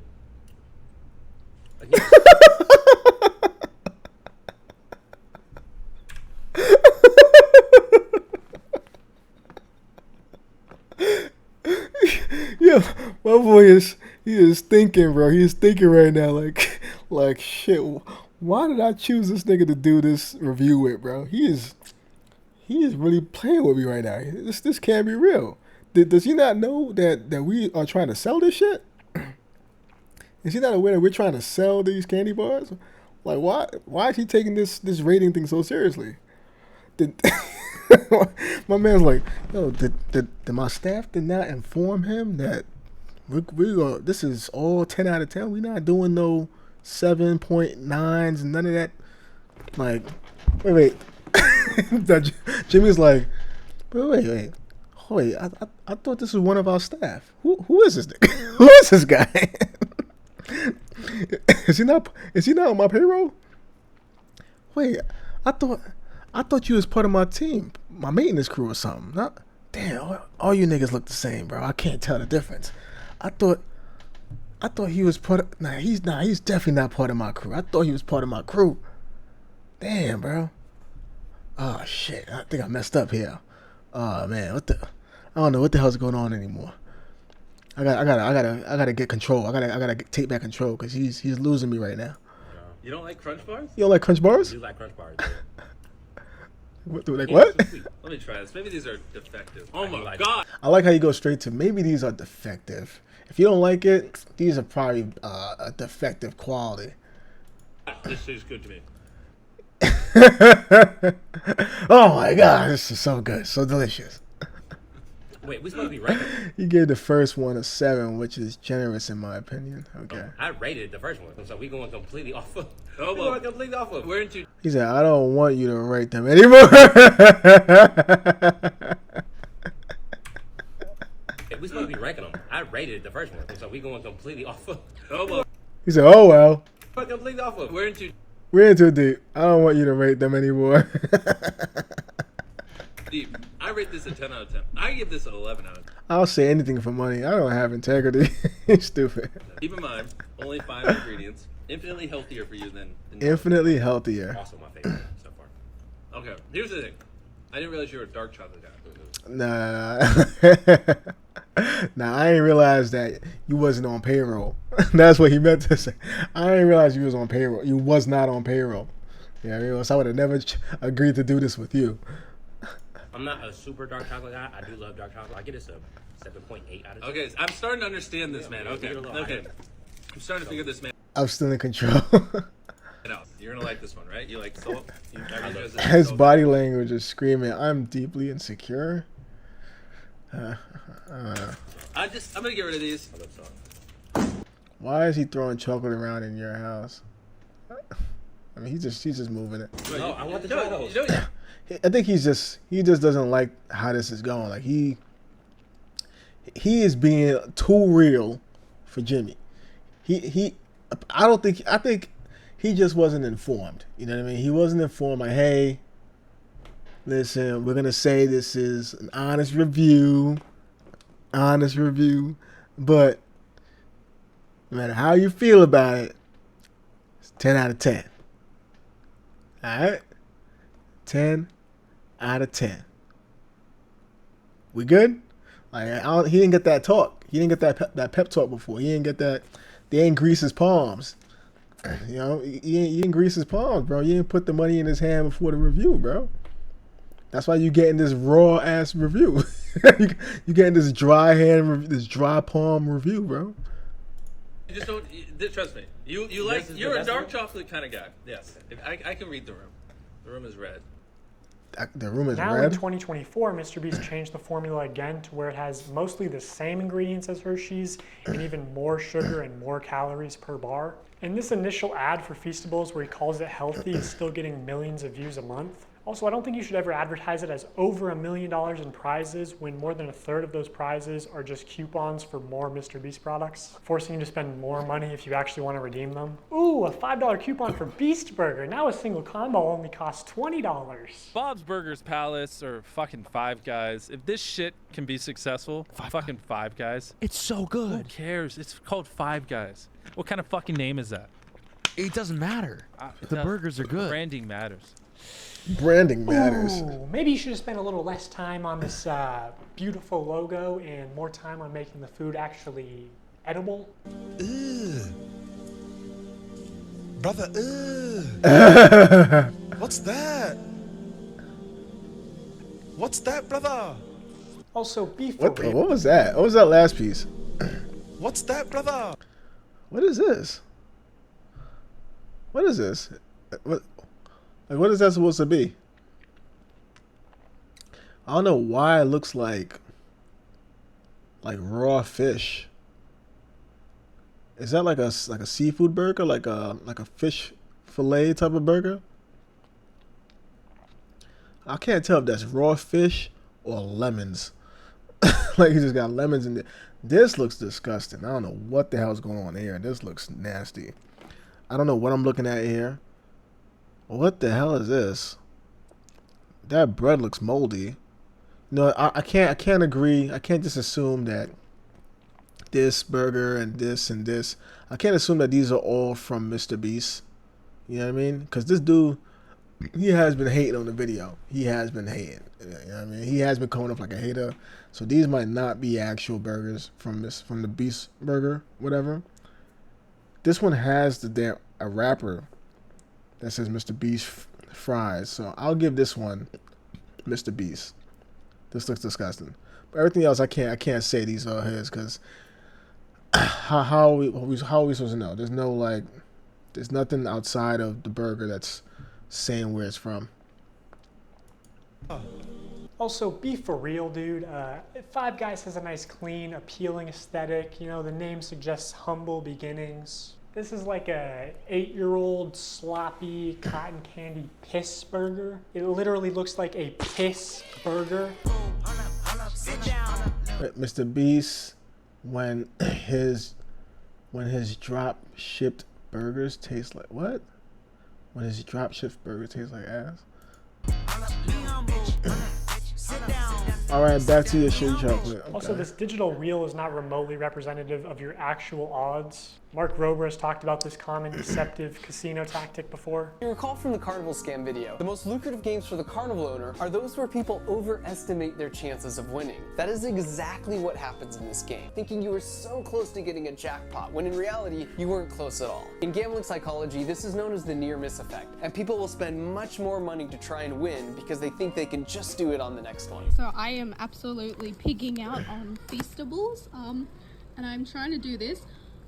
Mr. Beast is teaching us gambling? Minus points because there's no cool music. Anyway, let's gamble. Also, these tickets, one of them just so happened to go to a YouTuber with 700,000 subscribers at the time. Just pure chance. This was just taped. It was taped. No freaking way. So it is like really like total chance, obviously. Like you're one of like hundreds of thousands of names. Talk to Jimmy, Bella. What do you got to say to Jimmy, say thank to you for picking us. No, he didn't. It was random. I know. Was it though? Was it random? This guy went on to win the Chocolate Factory, and extremely unlikely things do Wait. Is that my boy? It is. What the hell?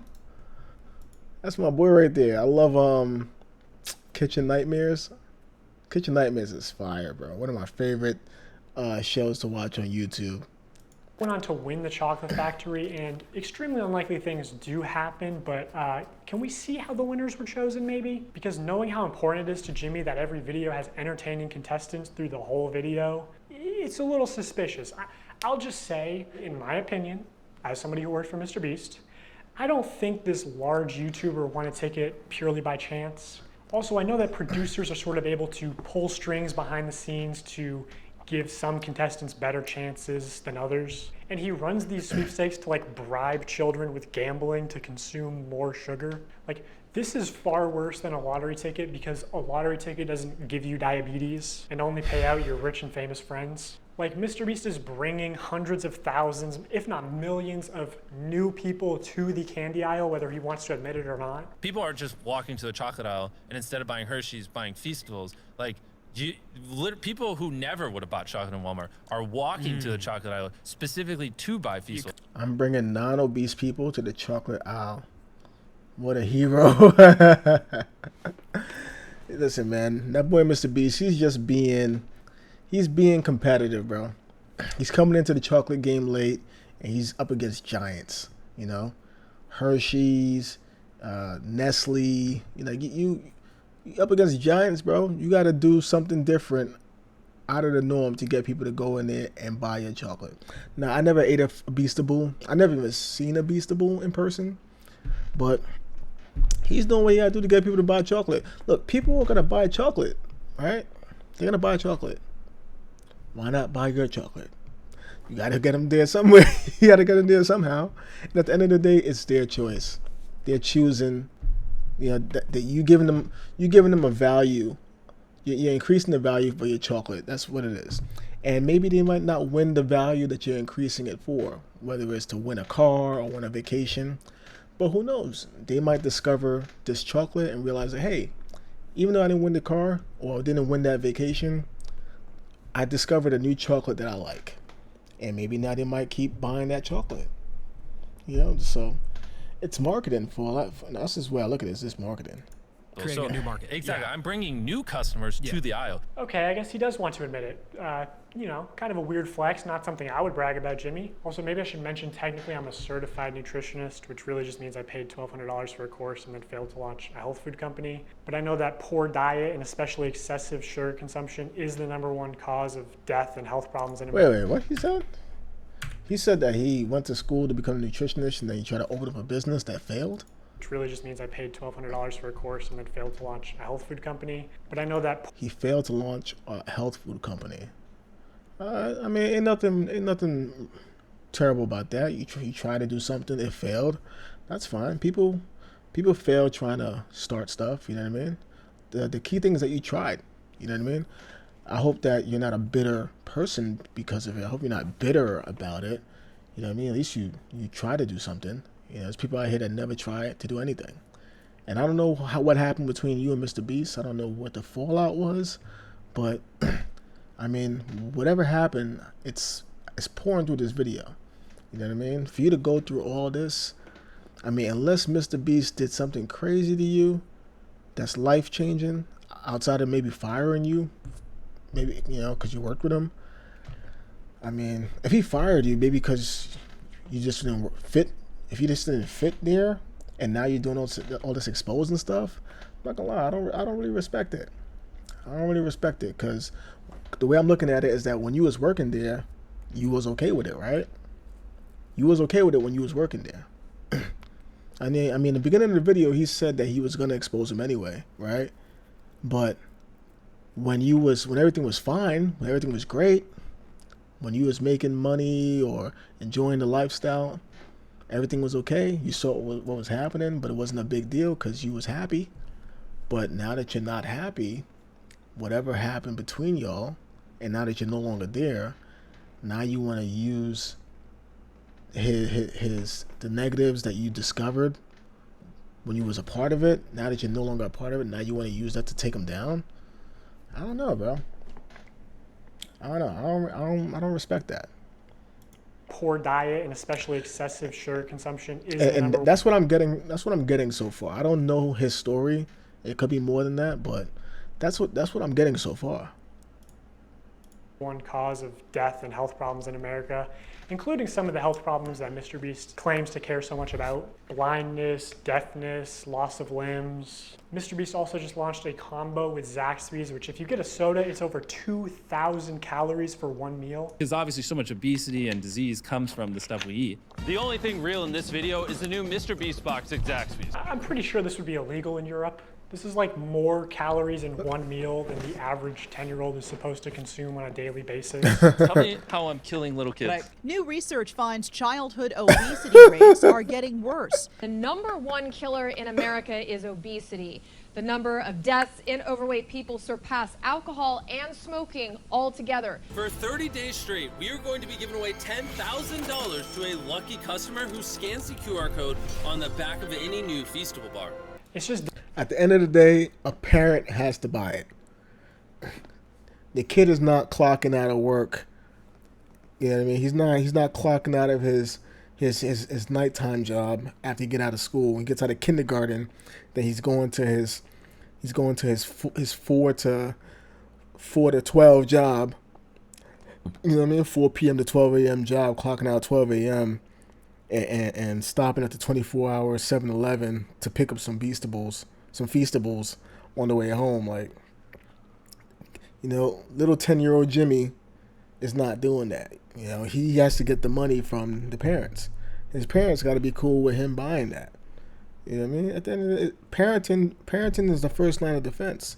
You know what I mean? It's not Jimmy's fault if the kid is getting the candy. The parent is the gateway to the candy. You know what I mean? So if the parent says it's okay, then it's not Jimmy, it's the parent. And if it's not Jimmy's candy, it'll be somebody else's candy. You know what I mean? If it's not Mr. Beast's candy, that kid would get a candy bar from somebody else, whether it's Hershey or whatever. Disappointing to see somebody pretend to care about the health epidemic in the U.S. only when it's profitable. Like, the only issue that he's really making sense on is, all right, so Jimmy he's faking things, right? Like he's like pretending to care more than he does, or pretending to be doing something more than he actually is doing. Like there's like a slight against the things that he's doing. But at the end of the day, that's not illegal. You know what I mean? Making candy, it's not illegal. Promoting your candy by using some type of reward system, it's not illegal. You know what I mean? Especially if you're giving out the reward. You know what I mean? So it's like, he's just being bitter. That's what it sounds like. For them. I know this point isn't going to resonate with a lot of people because of how normalized high calorie and high sugar diets are in America. But like bribing children to get into the habit of consuming excessive amounts of sugar, like $10,000 a day as a giveaway is very deliberate because it's trying to create repeat customers that just buy out of habits. Like doing this, especially when you clearly understand how much of a health risk it is to these kids. Because obviously so much obesity and disease comes from the stuff we eat. It's honestly just fucking evil to me. And I pushed back against this a lot while I worked at the company. For Halloween this year, Feastables is planning on putting $1 million in a chocolate bar. And they wanted to do a bunch of like scummy marketing and shit. My manager literally said at one point that they wanted to associate buying a Feastables with your dream coming true. So they're pitching ideas like, you know, buy a Feastables, win 10K, buy a Feastables out of a vending machine, and the vending machine just starts spitting out money. Buy a Feastables and it has a ticket to Disney World, whatever, right? And I don't want to put a lot of like hearsay into this video. You should just believe the receipts that I'm showing you and not what I'm saying. But I swear to God, I said to somebody at the company, I feel like Feastables is 70% a chocolate company and 30% a lottery targeting children. And this higher up person at Mr. Beast said it was probably closer to the other way around and was laughing about it. Like 70% a lottery, 30% a chocolate company. Everyone knows it's just the call to actions and call to action giveaways especially that drive sales. As soon as they stop, it's hard for large bargain retailers to sell this shit for 70% off. That's why they push them so hard. Once they stop the diabetes lottery, no one buys. Also, this is the website right now. Mr. Beast wants you to join the crew. Just so weird and scummy to me. I believe what is that? So weird and scummy to me. Neurodivergent 6-year-olds exist. Mr. Beast. I can milk you. And that's Markiplier? I mean, okay. I see what he's saying, and I agree with that. As far as the this chocolate is he's not trying to run a chocolate business. He's trying to find a way to promote people to buy his merch so that way he can slip in a reward system that's basically similar to like gambling. You know what I mean? But you still get something in return. That's the difference. If you go to a casino, you put your money in the machine and you press a lever. It's either you win, it's either you get something, which is a prize, right? Either you get something or you just lose. I mean, if you're buying candy or if you're buying a t-shirt, whether you win or lose the bigger prize that you was hoping to get, you still leave with something. You still get a participation. What's the word? Participate? Participation? A participation? Is it participation? Yeah, you still got to participate. I mean, am I saying that right? I think I'm saying it right, y'all. Am I saying that right? Participation? Participation? Yeah, participation. I said participation. Yeah, you still get a participation trophy, which is the t-shirt or the candy bar. So you still leave with something. You might not get the main goal, but you still have something. It's not like you just throwing your money at something, which is what gambling really is. You either win something or you get nothing. Over here, you still get something. You're buying something with the possibility to get a bonus on top of this. You know what I mean? With the possibility. So it's like, it's not really the same gambling as, you know what I mean, as casino gambling, where you either get something or you don't. I believe all the Feastables giveaways do have official rules and no purchase necessary clauses somewhere, but it's very difficult to find them. In traditional media, if you advertise a sweepstakes like in a commercial, you have to... And again, I'm not saying here trying to be on some defending Mr. Beast, because I don't watch his videos. Like I said, I watch... Like I'm not I'm not even subscribed to his channel. I'm not like an avid like Mr. Beast watcher. Like the only one video that I seen from start to finish was the Squid Games video. And every other video that he had that I may have seen some of, I seen either clips of it or maybe somebody was streaming it and I was watching their stream. But I never looked for him. You know what I mean? So it's not like I have any kind of bias towards what I'm saying. I'm just, if anybody, it doesn't matter if Mr. Beast, Logan Paul, Corey Kenshin, if anybody was doing something like this, I'll be saying the same thing. Say in the promotional material itself, no purchase necessary. Somehow Mr. Beast gets away with not saying no purchase necessary in any of his promotional materials, not the videos, the descriptions, pinned comments, nothing. To celebrate our launch of milk chocolate and sea salt, we went out and we bought 10 Teslas, loads of cash, and all these prizes you see on the screen. And prizes aside, unlike Hershey's, these bars have 4 to 5 ingredients and just genuinely taste good. Go to Feastables.com right now and order some chocolate. Only problem is the chocolate river is deteriorating. All the only place you'll find no purchase necessary is either on the Feastables Twitter account because it's a rule of the platform, and even still they try to push it. No perched neck, or hidden deep in the Feastables website under a FAQ. And to enter for free, you have to mail in separate 3" by 5" hand-addressed written index cards, up to 10 a day. Do you think kids are gonna do that shit or just beg their parents when they're at Walmart for the YouTuber diabetes lottery ticket? How is this legal? How do you Walmart in a day? Wait, what? To enter the sweepstakes without making a purchase. Okay, no purchase necessary. So you can make a purchase, which would be easier and convenient, or you don't have to make a purchase, but this is what you'll have to do. Enter the sweepstakes without making a purchase. Handprint your complete name, address, city, state, zip code, email address, and daytime phone number, including area code, on a 3 by 5 card. That's very specific. That's very specific. And mail in a business size Number 10. What is a size number 10 envelope? You gotta Google that one. What is that? What is a business? What is a business size envelope? Number 10. What is that? Hold on. Number 10, right? Number 10 envelope. What is that? That's a 4 1/8 inch by 9.5 inches envelope. Okay. With proper postage affixed to Feastables, Black Friday sweepstakes, Kalamazoo, Michigan. Oh, I've been to Kalamazoo. I actually drove through Kalamazoo when I was driving from Detroit, Michigan, to Grand Rapids, Michigan, and I remember somehow passing Kalamazoo on the way there. All mail-in entries must be postmarked by November, blah, blah, blah, and received by December, blah, blah, blah. So postmarked by November 27th and received by December 1st. So it has to get there within 4 days. Okay, like 4 or 5 days roughly.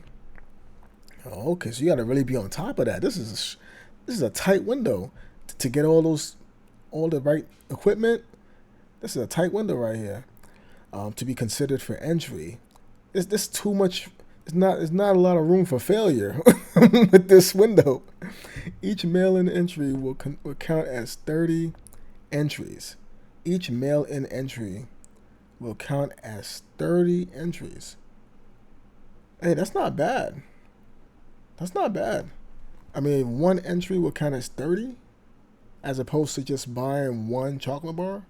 I'm assuming if you buy a chocolate bar, that'll be one entry, right? So if you do this mail-in, I mean, if you really on your joint, right? If you're really like on top of it, you get that through 30 entries. That's good. You know what I mean? Into the sweepstakes. Each request must be mailed separately. What do you mean each request? Each mail entry will count as 30 entries. Each request must be mailed separately? I don't know what that means. No typed, computer printed, mechanically reproduced, photocopied, illegible, or complete entries or incomplete entries will be accepted, and all such entries will be void. I don't know what he means by each request must be mailed separately. I don't know what that means, but I mean, I can see why you would probably rather just buy the chocolate, because if you're not on top of this, getting the right cards and the right envelope size, it's like, bro, I'll just spend the $5 for your damn candy bar. I can see that. Hey, do you think kids are going to... What you said? It's 2024. You should be able to enter every sweepstakes over the internet. This kind of reminds me of, like, you know, when you're like paying for a subscription for something, and it's like when you signed up online. You probably clicked on like 2 or 3 different things, created your account, putting your credit card, and you're very simple, right? Maybe 2 or 3 pages tops, right? And you're in. Very easy to sign up. But then when you're ready to cancel your subscription, you got to send a letter in the mail now. No. We ain't going to go into your settings and scroll all the way down to cancel subscription, and are you sure you want to cancel, and what's your reason for wanting to cancel? No, we're not doing none of that. You want to cancel, either you got to come see us in person, or you can mail this to this address. You got to go get an envelope, you got to write this down, what you want, why you canceling, and send that in. And within about maybe 2 weeks, we'll receive it, and then we'll probably cancel it. You know, if just in case we might not receive it, might get lost in the mail. Who knows? That's what this kind of reminds me of. Index cards, up to 10 a day. Do you think kids are going to do that shit, or just beg their parents when they're at Walmart for the YouTuber diabetes lottery ticket? How is this legal? How do you mail something without making a purchase? Cards, envelopes, stamps. The free entry method can cost more than the chocolate bar itself. Also, going back to let me see. This is on Amazon. Damn. And this is assuming you don't have. This is assuming you don't have these products on hand. If you don't have the envelope, now you ain't gonna have the envelope on hand, bro. Like, unless you're gonna reuse another envelope, like, come on. Unless you're gonna reuse an envelope that you already got in the mail from somewhere else, and you're just gonna reuse it. Nah, you don't have the envelope in the mail, bro. And then you gotta buy a pen too, and then Oxford heavyweight. You gotta use the index cards. It's so specific, bro. This is 3, 5. This is $6 right here, bro. And plus, if you don't have Amazon Prime, you're gonna be paying for shipping too, bro. That's not it, bro.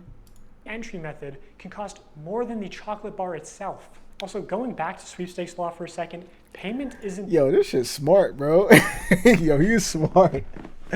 Yo, Mr. Beast, his team is smart, bro. We don't want you doing all this work. Just buy the damn chocolate bar, bro. The only form of consideration. Consideration can also be time or effort that directly benefits Mr. Beast in some way. Like, I don't know, if he told his fans to clean up and organize his Feastables displays in Walmart for a chance to win $5,000. Let me see. I need your help. Next time you see Feastables in Walmart and soon to be new retailers, if you could clean up the presentation and make it look better, that'd make me very happy. I'm building a team to do this routinely. Just need help in the short term.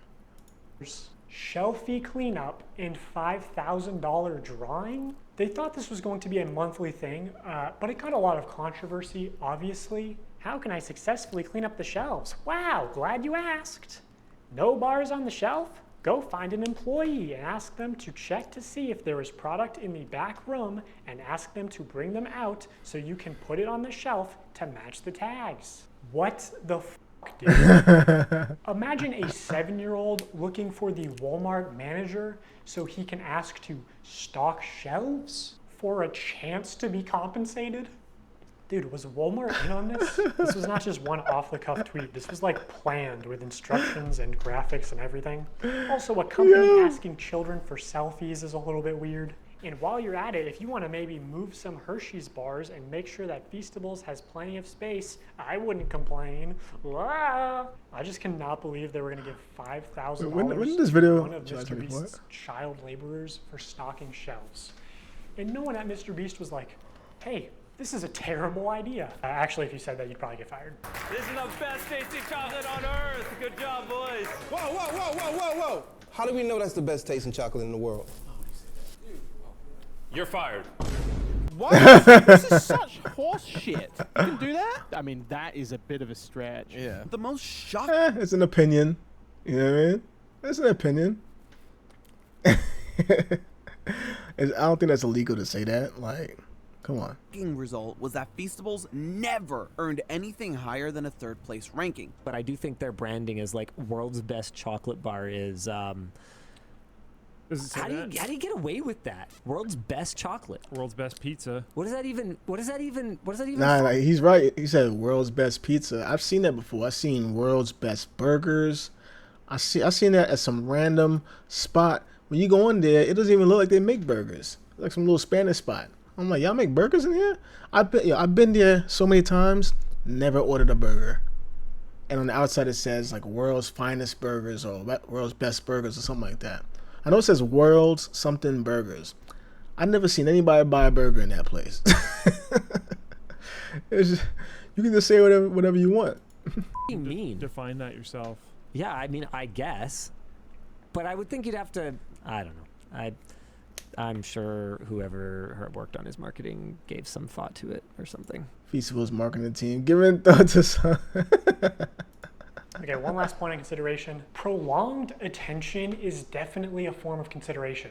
In the attention economy, it is the valuable resource that advertisers directly pay Mr. Beast for. So in these live streams when Mr. Beast says, hey guys, today we're doing a bunch of illegal lotteries, but also we're going to be giving away some free stuff to people who keep watching. He does that to boost viewer numbers. I'm gonna give you guys a reason to keep watching, okay?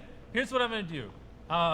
randomly, I'm not going to tell you when, it could be 10 minutes, 20 minutes, an hour. I'm going to randomly pick one person watching this IG live stream and one person watching this YouTube live stream. I'm going to give you each $5,000. So keep watching. There's no predictable intervals for when Mr. Beast will give things away for free to people who watch. So That's fire, bro. That's brilliant for retention. That's brilliant. Hey, you know what? I want you to keep on watching, and you know, sometime within the next maybe 20 minutes, half an hour, maybe an hour, sometime, I'm gonna grab one of you guys' names and I'm gonna make sure you guys get $5,000 just for continuing to watch. Now, obviously, you don't have to keep watching. You can just say, or you can leave it on and just go do something else, have it on another tab playing. You know what I mean? Have it playing in the background while you're doing whatever you're doing, if you really care about possibly winning. But if you don't care, then just keep it moving. That's brilliant. Now, it's brilliant if he does it. If he actually does it, that's fire. Now, if the rest of the stream goes, let's say 2 hours later, the stream ends, and he forgets about it, then that's some bull crap, right? You lose a lot of respect for him for doing that, right? But if he does pay it out, I mean, I respect it. I don't think anything's wrong with that. you have to be present when they happen, which means viewers have to keep watching, which is time and effort that directly benefits Mr. Beast. It directly benefits Mr. Beast. It directly benefits YouTube. That's what YouTube is all about. YouTube is all about getting you to watch the videos. That's what all these platforms are about. It's not just Mr. Beast. Facebook, Instagram, TikTok. You ever try to get off TikTok? So you press the back button to get off TikTok. Instead of you exiting the app, it just takes you to a whole other video and asks if you sure you want to leave, basically. Like, bro, I didn't press that button on by accident. You know what I mean? Like, each of these platforms is designed to keep you on the platform. Mr. Beast ain't doing nothing different. He's doing what the platform that he's making videos on is doing. He's doing the same thing that the platform is doing. He's just doing what the platform is doing. The more viewers, the more money Mr. Beast obviously makes, either directly. But here's the difference. He's paying the viewer. I'm not getting paid to watch these videos. I mean, now, when I post my own video, then obviously in the future, I can start making money watching these videos. But as a regular consumer, if you're not recording, you're not getting paid to watch any YouTube video. But Mr. Beast is saying, hey man, you keep watching, you know, you have a chance to win something. You have a chance to win some money. I don't see a negative with that. If he actually does pay it out, I don't see a negative with that. Through sales or AdSense or just getting boosted in the YouTube algorithm. So even the free giveaways could and should be against the law. Mr. Beast just uses gambling psychology to exploit young children for profit. He's just become the first casino where the currency you pay with is attention. Do you think attention is the most valuable currency in the world? Well, of course. Or labor or money sometimes. Yeah, his core audience is like, I'd say like 10 to 12-year-old boys. Older people are a little bit over him. Some people kind of question the ethics, you know. They sometimes say in these videos. Yeah, look at this 10 to 12-year-old boy. He looks like he's actually like 16, 17. You know, I'll give him 15 because I don't see no facial hair. Looks like a 15-year-old. This kid looks kind of big. He looks like maybe 12 or 13. This guy right here looks pretty grown. Like he's in high school, maybe 17. All right, you got some little ones over here, some tiny kids over here. But here's a key thing. I see adults behind the kids. The kids are on the front, but I see adults behind them. Look, this is somebody's mom. This is probably somebody's dad. This is an adult back here. I can see by that hairline. That's definitely an adult back there. I see some gray hair back here. That's an adult. This is somebody's mom. Another adult in the back. You know what I mean? There's adults in the back. It's not like these kids is out here making decisions on their own. Their parents are backing them up. Look, my dad wants a Lambo. You know what I mean? The parents are buying into this. It's not the kids. It's not just the kids. At the end of the day, the parents have to be the ones to step in they're the first line of defense for the kids. And if the parents are saying, hey, this is okay, then there's nothing to cry about. If the parents want to let their kids get roasted in these Mr. Beast auctions or whatever you want to call it, these Mr. Beast lotteries, if they want to get toasted in these lotteries and not get what they think they're trying to get, it's up to the parents, bro. Where he like builds all these wells or, you know, cures people of this blindness. It's almost like he's exploiting people for these views. So older audiences don't love him, but this tween audience, they love him, and they're thinking, you know, watching him could get me a car, so why wouldn't I? I'm gonna give you guys a reason to keep watching. Okay, now as far as fake giveaways go, I'm sort of limited in what I can say without exposing confidential information and getting sued. So my official statement is that sometimes things slip through the cracks, and personally, I believe that is intentional. Here's one example where someone on Reddit posted saying that they were promised free dog food for life in exchange for letting Mr. Beast use them in a video. 5 months later, they still haven't received their dog food. I actually sent this post to someone who works at Mr. Beast, and they said they were going to send it to the PR team. Wait, hold up. All right, so he says, me and a bunch of people got screwed over by a big YouTuber, Mr. Beast, and I don't know what to do. Well, this is on Reddit. Okay, this is going to be good. So a few months ago, me and my wife, I ain't know 7-year-olds was getting married. Me and my wife went to go adopt our dog from a dog adoption agency in Florida. To our surprise, Mr. Beast and his team were there and offered us free dog food for life for us to allow them to put us in their video. Obviously, we said yes, as it seemed like an amazing gift. It has been close to 5 months now, and we still haven't received the dog food. When I called the dog adoption agency and asked about it, they say that he has given the dog food to no one and has completely cut off contact. Now, this is just this person's side of the story. Don't know what Mr. Beast's side of the story is. Maybe Mr. Beast said something, and who knows, he could have worded it in a way that was clear that it wasn't for life or whatever, or maybe he said you could possibly win. There's a chance that you might win, and this person probably just heard, "You gonna give me free dog food?" You know what I mean? There could be something lost in translation within what was said, if that's even the best phrase to say it. You know what I mean? Could have misunderstood what was being said. You know what I mean? So this is just this is this person's side of the story. So I can't take much with that. If there was a video or some type of like audio of hearing Mr. Beast and this person have that conversation, then I can really take something serious out of this. But this is a grown ass man who has a wife talking about some free dog food for life. Like, for what? For having their dog in a video? I mean, I don't know.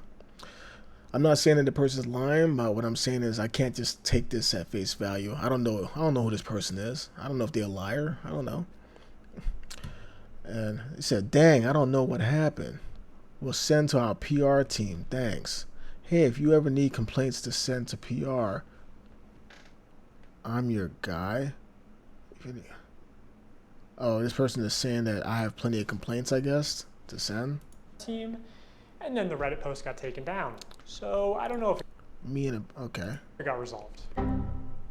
I mean, maybe it got taken down because maybe it was a false claim. It's possible. You know, it's possible. Maybe that wasn't a promise from Mr. Beast. Maybe he misunderstood. I'm just saying these are all possibilities. You know what I mean? You can't believe everything you see on the internet. Here's another example of things slipping through the cracks. The second thing that I probably... Oh, that's a fire skin for Fortnite. I didn't even know. Finn, what is it? Finn? I think that's his name. Finn. From I forgot what's the name of that cartoon. I forgot the name of this cartoon, but that's a fire skin though. Do different is invest. And I know what y'all about to say. Y'all about to go to the clip too, where Jimmy said that we set a certain amount aside to invest. I know you talked about wanting to maybe invest 50K and then set aside like the other 23 for just other little nuances here and there. This is not me calling anybody a liar or anything, because I know what y'all do. I know what the internet does. But what I think what happened was somebody that worked for Mr. Beast or something like that was supposed to probably help me invest, but that didn't happen. I talked to Jimmy after I won $1 million, after I finally got the remaining amount in my bank account. I was telling him, I was like, man, I don't want to fail. I don't want to be like how everybody's saying, like I'm gonna run out of money and do all this crazy stuff. I was like, man, Jimmy, please help me. And he said he was gonna help me and we was gonna invest, but yeah, that didn't happen. So if you actually watch this video, you know. Wait. What's the issue? I don't understand. Slipping through the cracks. What am I missing here? The second thing that I probably would do different is invest. And I know what y'all about to say. Y'all about to go to the clip too, where Jimmy said that we set a certain amount aside to invest. I know you talked about wanting to maybe invest 50K and then set aside like the other 23 for just other little nuances here and there. This is not me calling anybody a liar or anything, because I know what y'all do. I know what the internet does. But what I think what happened was somebody that worked for Mr. Beast or something like that was supposed to probably help me invest, but that didn't happen. I talked to Jimmy after I won $1 million, after I finally got the remaining amount in my bank account. I was telling him, I was like, man, I don't want to fail. I don't want to. You know what I noticed too? This guy has like 116,000 subscribers, and the dude that made this video was saying that Mr. Beast, he doesn't just pick random people or at least random nobodies to be in his video. It's usually like another content creator who has a large following, or friends, family, whatever. And honestly, I think that's smart. Like, I don't think the average person really want to see I don't think they're gonna really care to see some random Joe that lives in a trailer park, whatever, that nobody knows, nobody likes, being randomly selected to be in a video. You don't know anything about this person. This person might be a crazy person, you know what I mean? They might attack somebody on sight if they lose or something, you know what I mean? I don't win? I didn't win? Okay, I'll be right back. I'm about to go pop the trunk on y'all, you know what I mean? Because he lost. I think it's more interesting if you have like other content creators. They don't gotta be like the Logan Pauls of the world or the KSIs of the world. But if they have like a following like 100K, then their audience will be happy to see them being in a Mr. Beast video, and that'll grow Mr. Beast even more, because that'll be a new audience watching Mr. Beast, you know what I mean? Because they're gonna want to support the creator that they normally watch. So I think that's smart. You know what I mean? But this video right here sounds like he's upset that Mr. Beast didn't help him invest some money that he won. Like, I don't understand. Why don't you go and hire an accountant? Why you want Mr. Beast to? Why are you worried about Mr. Beast? I'm helping you invest. Be like how everybody's saying, like I'm gonna run out of money and do all this crazy stuff. I was like, man, Jimmy, please help me. And he said he was gonna help me and we was gonna invest, but yeah, that didn't happen. So okay, so he didn't help you invest, but all right. Watch this video, Mr. Beast does say that they're not going to be irresponsible, that they're going to try to set Mark up for life, and that they are going to help him with investing. What we're actually going to do is be responsible and try to set Mark up for his future. So we're going to make smart purchases like a house, cars, and do some investing. But according to Mark, Mr. Beast only gave him an hour to plan what house to buy, and then gave him only 24 hours to spend the bulk of his money for a video. Time. I wish I would have had more time, and I wish I would have planned out stuff better. Like, that was the best example I can give you is when we had planned out the house and stuff. I literally had an hour. He had somebody come to my house, and we sat down and we planned all this in an hour. Yeah, they came to my house and we planned this out, and yeah, in about an hour. So I wish I would have had more time, and I wish I would have did a couple things differently on the time management, side, which I guess I really couldn't help because I had to spend it. I had to spend the money, and I had to like do all this. So I'm starting to think he might have been a little bit better off if you didn't make him spend $1 million in 24 hours for content. Can I just say, I'm super glad you won the $1 million. All I need from you is a signature right here. Getting ripped off 100K at the car dealership Jimmy brought him to. Vehicles are yours. What we're actually gonna do is be responsible and try to set Mark up for his future. You better not read it. You're a millionaire. You ain't got time to read. The more you show us around the world, like, thank God you won the $1 million. Yo, get a close up on how poor he was before I saved him.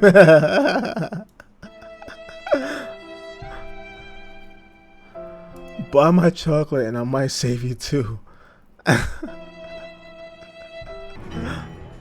What is this? Subscribe to Mr. Beast.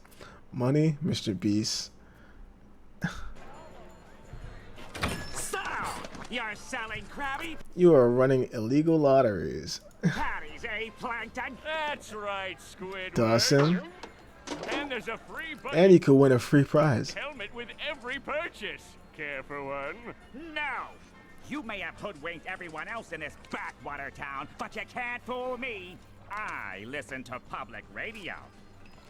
What's that supposed to mean? It means you set up Mr. Krabs. You stole the crown so Neptune would freeze him and you could finally get your stubby little paws on the Krabby Patty formula. It was you all along. But you made one fatal mistake. You messed with my paycheck. And I'm gonna report you to the highest authority in the land, King Neptune. We'll see about that, Inspector Loose Lips. Now activating helmet brain control devices. What? Yo, this is extra right here.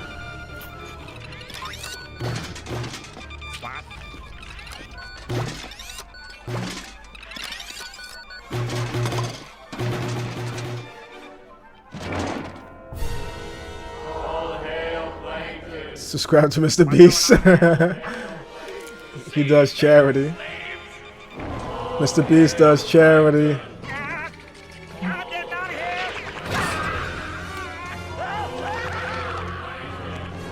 Only good people do charity. Who can stop me now? Now be like, have your hands over your face, like you're emotional as you can be. So like, have your hand reaching for it, and then like be like shocked, like you're, yeah. Now act a little surprised. Wait, what?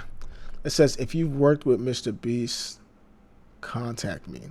If you worked with Mr. Beast, contact me. Like, Stop me now! now be like shocked, like have your hands over your face, like you're emotional as you can be. Is that Mr. Beast talking? So like, have your hand reaching for it, and then like be like shocked, like you're, yeah.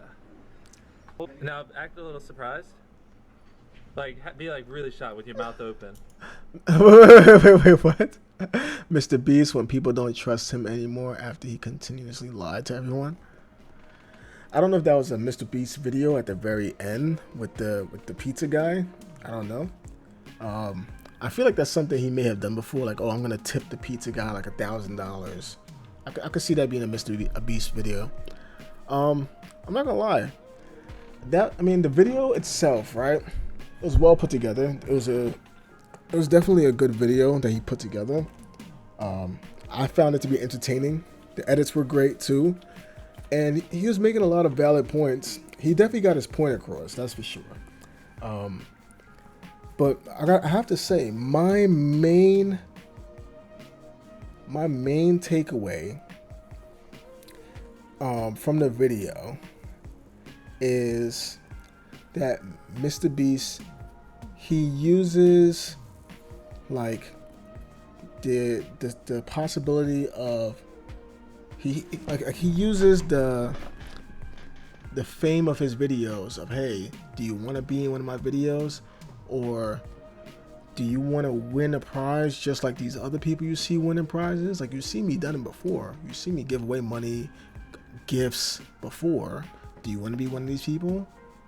All right, so hey, buy my merch, buy my products, and I will choose out of the people who buy my products who can get one of these things. And by you buying my products and all of y'all buy my products together, I will be able to buy these things and then give it to one of y'all as a thank you. That's basically how I look at it. I look at it more of like, hey, if you buy my products, I will thank you, or I will thank my community by gifting, by putting all you guys in a raffle to win a really cool prize, or to just give you some of the money that y'all gave me. You know what I mean? It kind of reminds me a little bit of like there's a thing that Caribbean people do, right? Caribbean people, they have this thing called like a susu. If you're Caribbean, you probably know what I'm talking about, right? Like there's this thing called a susu, right? Where basically what happens is everybody in the susu, it might be like 7 people, and you basically everybody puts in like $100, right? So let's say it's 10 people and they all put $100 into a pot, a susu pot, right? Then I might be explaining it wrong, but you'll get the gist of it. The 10 people put $100 into the pot, so now there's $1,000 in the pot. Now the first week, right? The first week, or it's like the first week, that $1,000 will go to one of the 10 members that put in $100 in the pot, right?